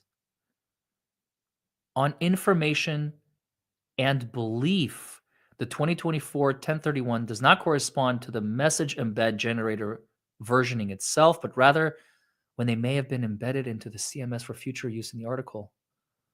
Previous articles show a similar pattern. Wow. This is fascinating stuff. So just this past Tuesday, they confirmed that the PDF version of the CRD file by Lively was indexed on New York Times domain on December the 10th. They knew about it for 2 weeks. 3 weeks. No, wait. Almost 2 weeks. Almost 2 weeks. This does not necessarily represent the time frame, the first time that the file was indexed by Google, just that it was indexed on this date. In order to accurately determine the first indexation data would be required from New York Times. But it goes back to October. So they knew for like 2.5 months. 2.5 months they've been in contact with one another. Oh my God. It is shameful that Ms. Lively and her representatives, December 10th. And now, this past Wednesday, after performing a deeper analysis, the following was found. The JSON schema exposes the smear promo imagery was set for consumption at the end web page level on December 18th. In the highlighted images, there's reference to smear promo Google, which means that object's imagery was intended to be consumed most likely as either Google News Direct feed or as a Google AdWord ad unit. There are also multiple versions of these images. The version 2 and 3 suggest they went through multiple iterations before arriving on what could be used on December 18th. They've been preparing for this, the New York Times, and they deserve everything coming their way. Wow. Wow. Is that it? Oh my God. I thought it would keep going. I thought it would just keep going and going.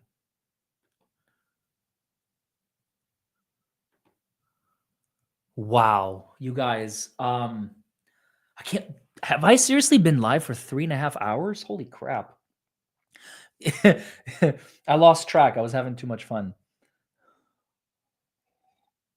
Well, I hope you'll learn something. By the way, it's good to be back. I haven't went live in this studio for this long ever. This is the first time.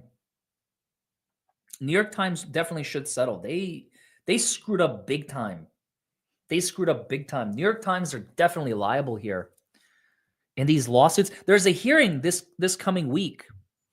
There's a hearing this coming week. I'm going to read the super chats in just a minute. Thank you for the reminder.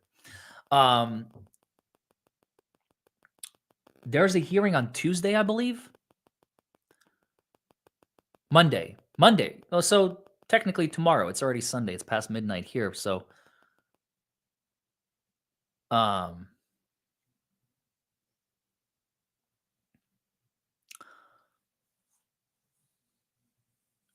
and with the whole my camera. That's right. It should be showing my camera as correct, though. Is it not? Oh, did it actually flip my camera? I thought it was. Oh well, it's fine. I didn't realize. I thought I flipped my camera back. That's really interesting because I see it as backwards. And now,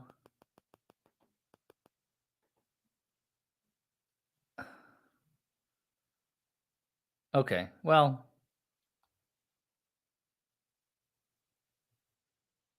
okay. I'll keep that in mind, that it needs to be like the studio just flips it for some reason. Um, yeah, we're wow, we're 109 already. Holy crap. We got like 50 subscribers in the last like 10 minutes. Yeah, we are 109 now. Subscribers away from half a million. You guys are awesome. Thank you. Honestly, that's um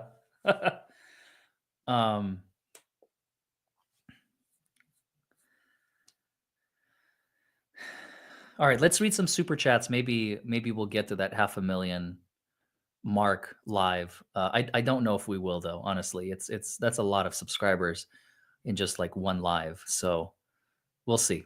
We'll see. Let's see what happens. First off, Lisa Gibbs, thank you for the £10. Really appreciate you. Margaret Tier has been a member for 10 months. Thank you, Margaret. Appreciate you. Jim Dara, by the way, you see your sign? You see your sign right up here? That's you, buddy. Once the shelf arrives, by the way, the shelf for these lovely books is going to be here probably in about 2 to 3 weeks. That's my window. It is definitely this month, though. I'm super excited, and I can't wait to put my books up because I'm tired of them sitting on the floor like that. Hey, Larry, howdy from the Buckle Up, It's the Law creator. Finally got a live show again. That is correct. The new studio looks great. Thank you very much. Jim Dara, you are the boss. You are the boss, my man. Margie M, thank you for the super sticker. Oh, by the way, you guys, I've been gone so long. I know a lot of you had memberships and you thought, like, did he quit YouTube? Did he not quit YouTube? I am back. Okay. I took a hiatus. Family first. Family matters. I had to take care of family. Now family is taken care of. I am back. I am back stronger than ever. Smarter, probably not, but definitely ready to rumble. And a lot of you have been messaging me, telling me like, "Hey, I let my membership lapse because I didn't know if you're coming back and all that." I am sorry. That is not something that I can. Hey, I'm going to be gone for the next 6 months, so please, like, I had no idea how long my hiatus is going to be, so I do apologize. Please take my apology for having your memberships going and all that. So if you wish to resume your membership, if you don't wish to resume your membership, I'm not asking you either way. But if you are wondering, hey, when is the right time to resume my membership to the DUI guy, the Buckle Up, It's the Law channel, now is the time. If you were wondering, I will wait for him to come back and then I will resume my membership. Now is the time. I am back, baby. We're going to be making daily content when I can. If I'm traveling, there's going to be lives. There's going to be curated content, pre-recorded videos. There's going to be trial coverage. So there's going to be tons and tons and tons of new stuff. Okay. So be on the lookout for it. All right. Subi Sue, thank you for joining on as a member. And Jim Dara, thank you for the 5 gifted. Shout out if you got a gifted membership from Jim. Subi Sue is a member for 2 years almost. Oh my God. Oh my God.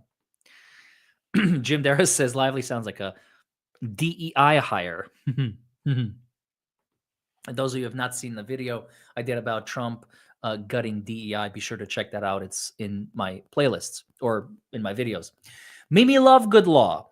Classic females, she says, who wants to use her gender as a sword and a shield. No accountability. Never guilty. Crying about their vulnerability, yet using her sword to attack everyone. Exactly, Mimi. Thank you for that. Subi Sue gifted 1 sub to the channel. Thank you very, very much. Jim Dara says, is Blake and Ryan taking legal advice from Deuce? Good question. Becky Jones says, no, I haven't been following it closely. I'm so glad that you are covering it. You are welcome. I'm glad you were here for it. This was a lot of fun. 3.5-hour show. I don't remember the last time I did that. Very exciting stuff. RJ Medic, Thank you for becoming a member. And then I think you upgraded your membership. I saw that. RJ Medic says, Larry, missed you, man. Welcome back. Min hashmaim tenuahamu. Yalla, beseder. Toda rabba. Thank you very much. Beck says, go back and read the statement. Yes, we did that. We did that. Thank you very much. Denise, thank you for being a member for 30 months. Jim P, are feds more involved in the Karen Reed trial? That is a great question. That is a great question. And we're actually going to find out more about that very, very soon, especially when the new trial looms. We'll see what happens in April. I think the feds are kind of hesitant to step in until something actually happens. And we have no verdict yet. It's still, I'm really looking forward to the new Karen Reed case in April. Oh my God. Oh my God. MarGM, thank you for being a member for almost a year and a half. And Reality with Krista Marie. I am so glad you are back. Thank you so much. I am glad to be back as well. I thought about you as soon as I started to see Justin's side, and thank you for this. I am joining ASAP for fill in the blank, I suppose. So thank you for that.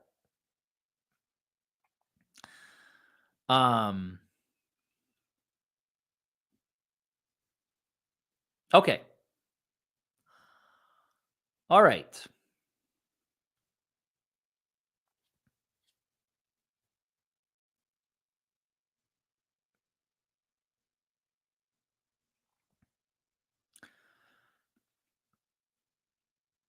Mimi Love Good Law says, Larry, my husband got me the same cup you have right now. Tears of Opposing Counsel? For my birthday last semester. So happy for everything happening for you. So happy. Thank you so much. By the way, latest updates. You guys may not know this yet. Some of you probably do. Chandler got into law school. My girlfriend is going to be a lawyer, baby. And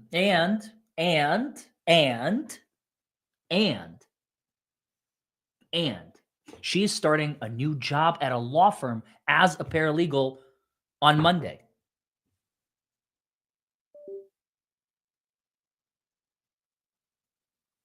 What? And we bought a new house.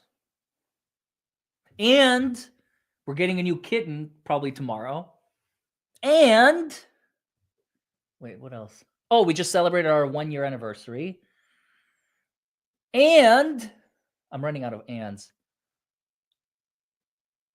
Oh, and we're about to hit 500,000 subscribers. And no, that's it. That's all I got. I mean, come on. Isn't that enough? I mean, look at that. Yes, I know I've been gone a long time, but everything I just mentioned has pretty much happened in the last 6 weeks. It's kind of crazy how life just gives you like the good with the bad. So, oh my God, we're 77 subscribers away from 500,000.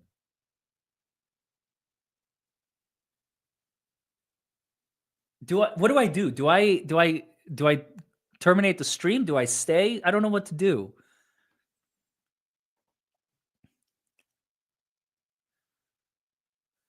No, there's no way. I was not planning on hitting it tonight. There's no way. Ah. What do I do? I don't know. Chat, tell me what to do. What do I do? I don't know what to do.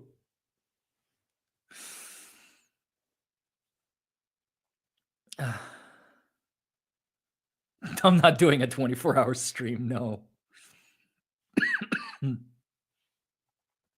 Oh my God, RJ Medic, you're crazy. Gifted 10. Oh, thank you so much. Oh my God, shout out if you got a membership from RJ Medic. In the Clouds 4, thank you for becoming a member. Bo Beats the Darvo Sheep. Remember hashtag Justice for the Line? You've come a long way, baby. Oh my God, Justice for the Line. You're taking me back. This is May of 2022. Can you believe it's been almost 3 years since the Johnny Depp trial? I mean, we might have a revisit with Blake Lively and Justin Baldoni, but my God. Oh, Mimi Lovegood Line. You guys are just coming in clutch. You guys are crazy. 10 more memberships. There's like 20 people now. Shout out if you got a membership from Mimi. Okay, how do I do this? How do I do this?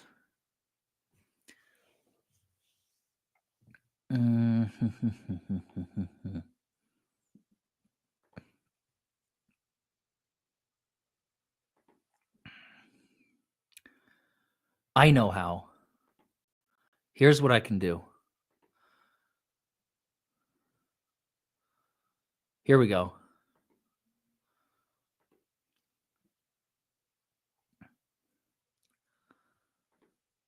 I'm going to share screen.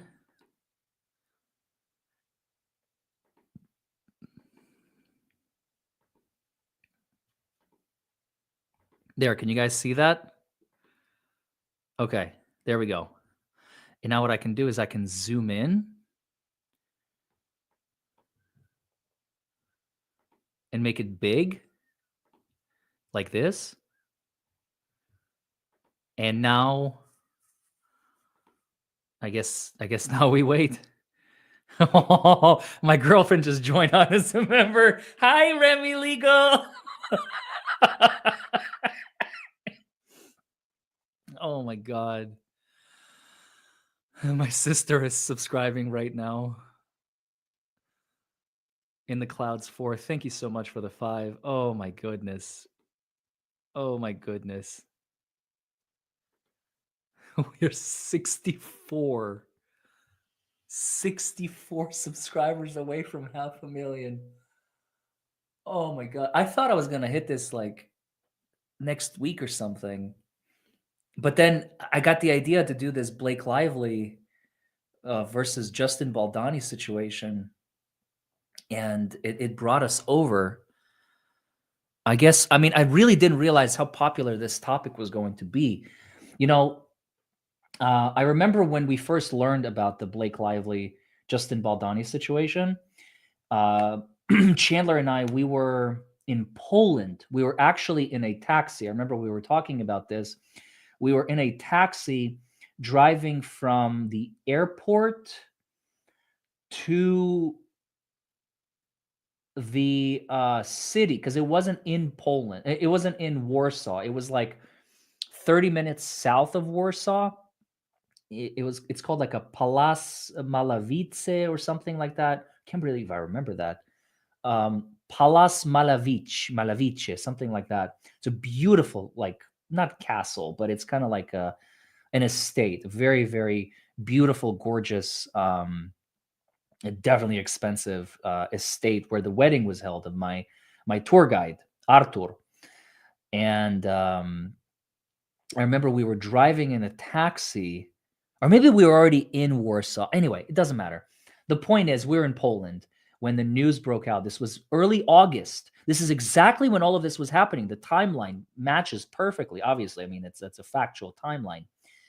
August, like 15th, because we just left. We just got back from Copenhagen. We just got back from Copenhagen a few couple days prior. We flew from Copenhagen. And I remember we were sitting in the car and we're talking about this whole Blake Lively and Baldoni situation. This was just when it was unfolding. The movie either just premiered or was getting ready to premiere. What was the premiere date? Do you guys have the actual premiere date? Let's see. It ends with us premiere date. August 9th. Yeah. August 9th, 2024. We were already in Poland. August 9th was our first day on our vacation. August 9th is when we flew into Copenhagen. And then on the 15th, I think, or the 14th, is when we landed in Poland. So that's when we learned about the Blake Lively situation. So I'm glad I finally got a chance to cover it. I know some other channels have covered it, and obviously it's a developing situation, but it's got a lot of eyeballs on it, and I am behind Justin in all this. Absolutely.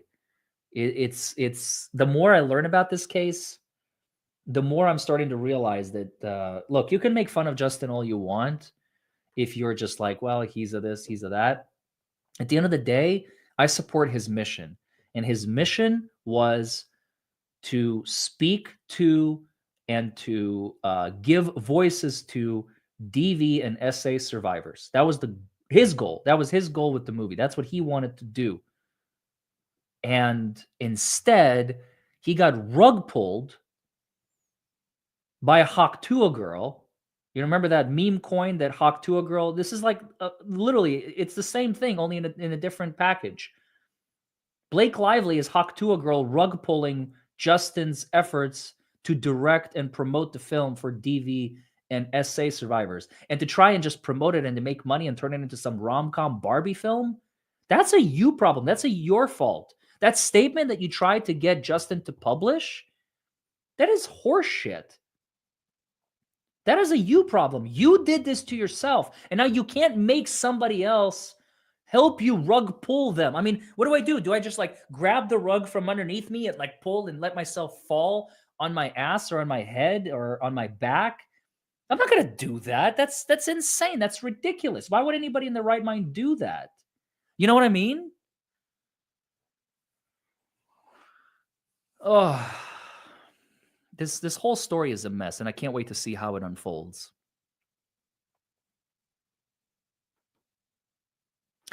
Bo Beats and Darvo Sheep, thank you for joining on as a member. Very, very much appreciate you. Jim P says, I was not interested in the topic at first. I'm here because I enjoy how you analyze the law topics, and I'm glad you are back. Oh, thank you. Thank you very much. I mean, I'm not special. I'm just a dude with a microphone. That's all I am. I really am. I am not special. I'm just a dude with a mic. I share my opinion. I like to read the law. I like to read the facts. I like to inform. I like to teach. I like to educate. I like to entertain. It's just who I am. So thank you very much. Thank you very much for that.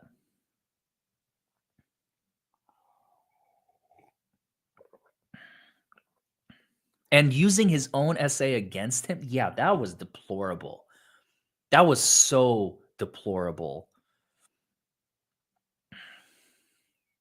I did not know that he had that, honestly.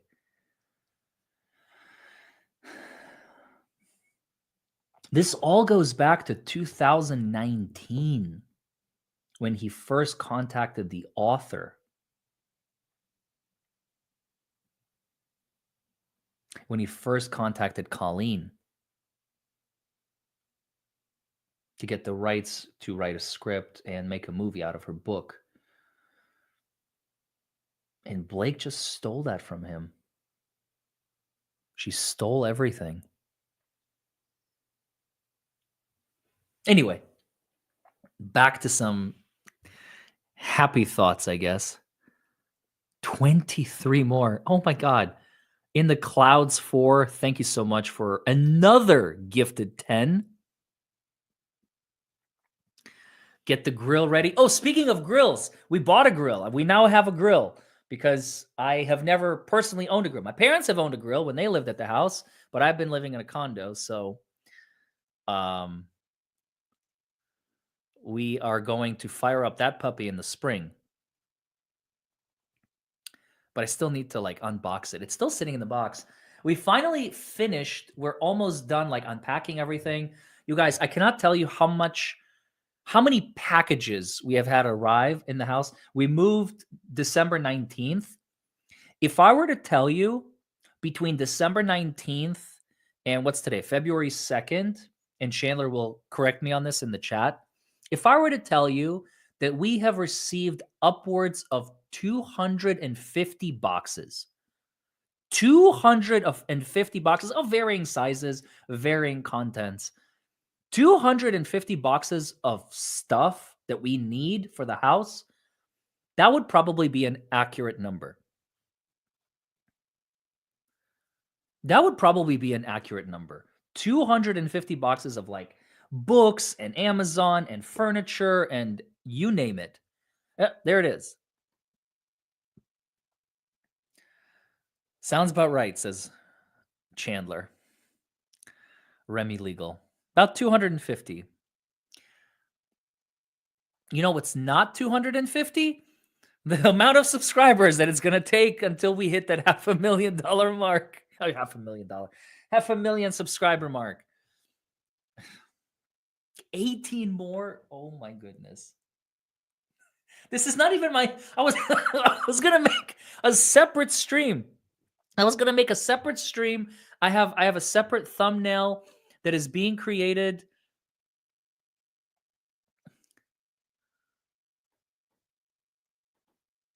I asked my thumbnail maker to make me a thumbnail for the 500,000. I mean, we can still do it. I'm not saying like I'm not going to do it now, but I was preparing to do this in a completely different stream. This is not supposed to happen tonight. Why is this happening tonight? Why am I complaining? I don't understand. I don't know anything anymore. Oh, tell us about the couch. Okay. Larry, did you tell him about the couch? Last message before I give up. Which part? Which part? Tell us about the couch. Tell us about the couch. The couch that we waited for like a month and a half to get here?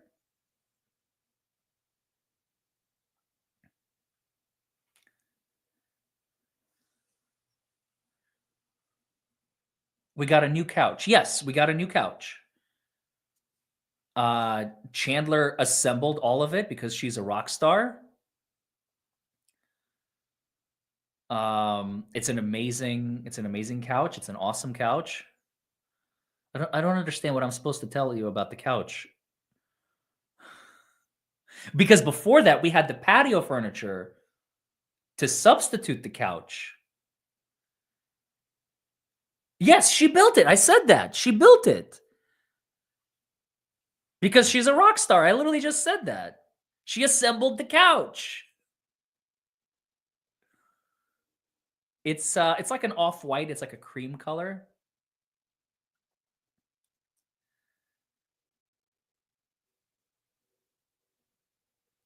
But yeah, before that, we got this like red patio furniture. It's not very comfortable. I mean, it's patio furniture. You're not going to sit on the patio for like hours and hours and days. You know, the couch, you're going to spend winters and summers and whatever. So our couch is like, oh, it's like the nicest couch ever. And yes, Chandler has assembled it.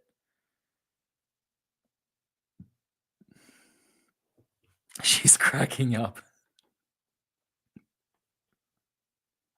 Oh my God, 10.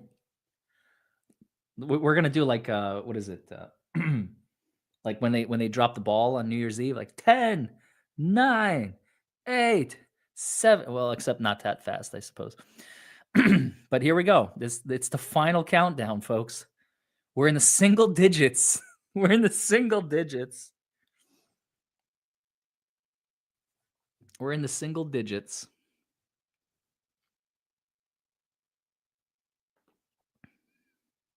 I'm just gonna minimize myself because I want it to be. Oh goodness. I need champagne. Do we have champagne? I don't have champagne. Son of a gun. I like to pop champagne, even though I'm not gonna drink it. Yeah, I've been sober going on 7 years now. Oh, I hear she's coming down. I don't have any champagne. It's okay. It's okay. We don't. We'll get some champagne for the million. We'll get some champagne for the million one. 2 more. Oh my God. 499,999. One more. One. Here we go. Oh! We remember.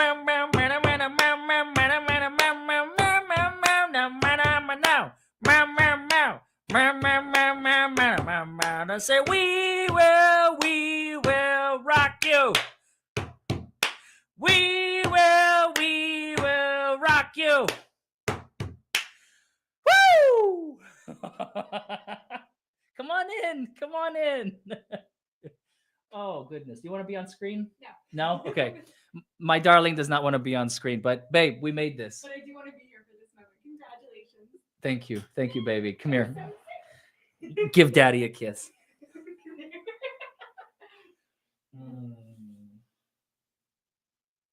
I'm just so proud of you. I love you. I love you too. Thank you. Cheers. Cheers. Sparkling cider. Sparkling cider. Ooh. Love it. Love it. Hell yeah. Oh, you guys. Oh, this is amazing. This is a very, very proud moment.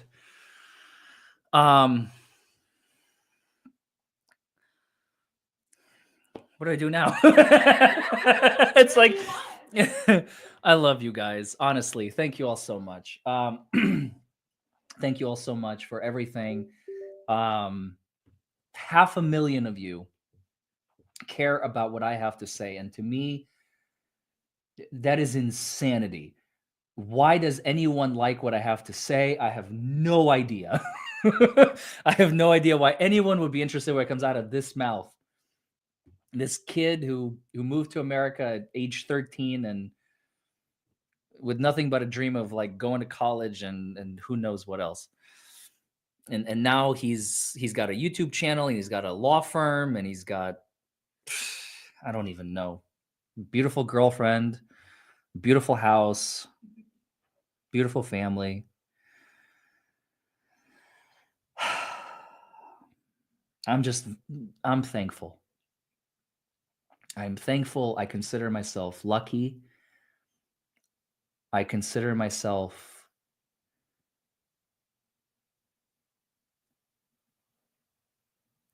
I'm eternally grateful for everything that I have.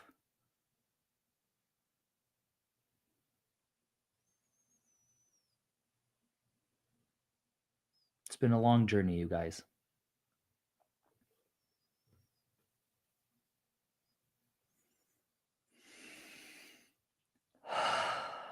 We have so much more to come.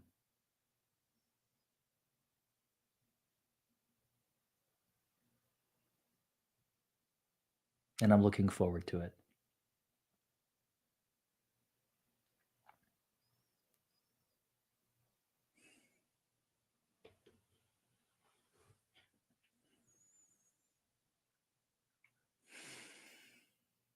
You earned it, baby.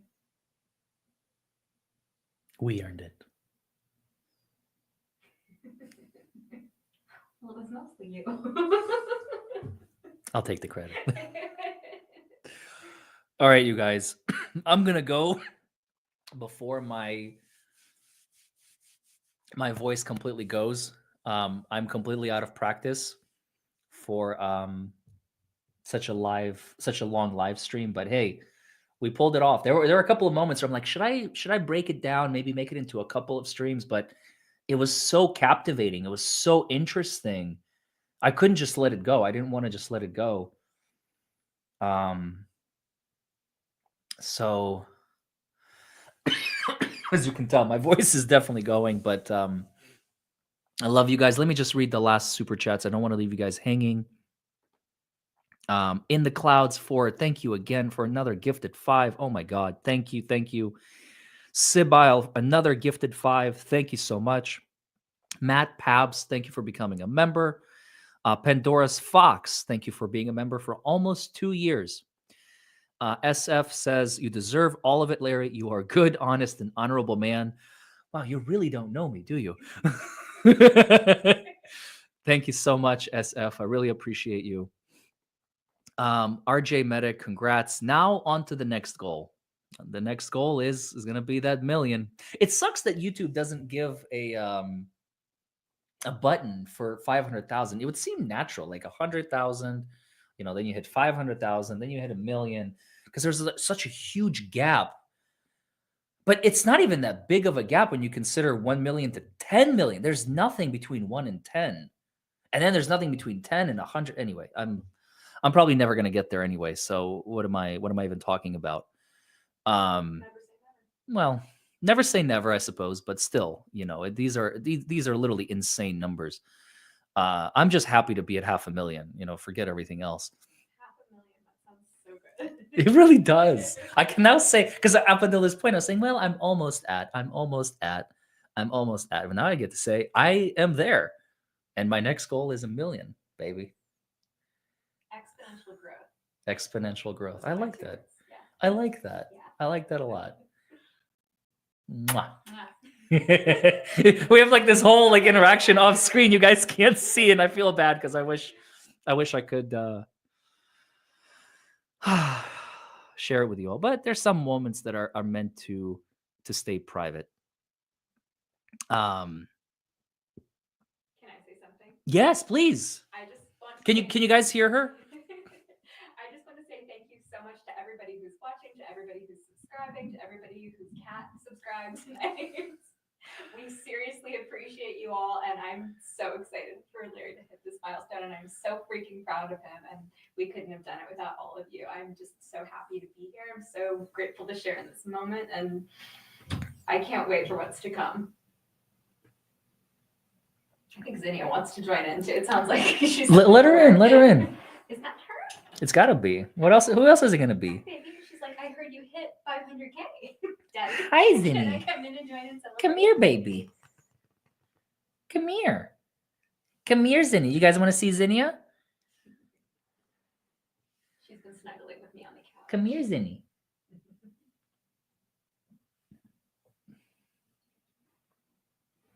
Yeah, family celebration. Oh, she hasn't made a public appearance in a long time.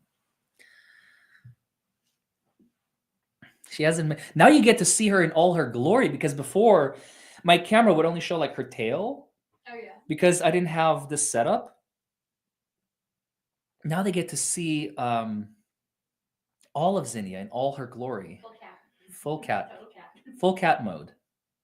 And she's so much healthier because she's been running around outside in the backyard and chasing squirrels and rabbits, and she loves the fresh air. And she's been a completely new cat since we moved into the house. She's just loving her life out here. Most definitely. She has gotten pretty big, but she has lost weight. She did. She lost 2 pounds. She lost 2 pounds. That's like 1/6 of her body weight. Well, it's like if you weighed 120 pounds and then you lost, and then you went to 100 pounds. That's kind of what you did. It's pretty impressive. Very impressive. She was a little chunky. She was definitely a little chunky, but now that she's running around, and we're now rationing her food, so no more free feeding. She doesn't like that, but she's gonna have to deal with it. She doesn't seem to mind. I mean, she can nibble on mice in the yard if she wants or something. It's an extra. Oh yeah, that's another thing. We inherited this house. It had mice in it. We're like 99.9% sure we even heard them on 3 separate occasions. Did you tell them about the fireplace? They're all gone. They're all gone. Because there's no food. Our basement is clean. Our basement is clean. The previous owner's basement was so filthy.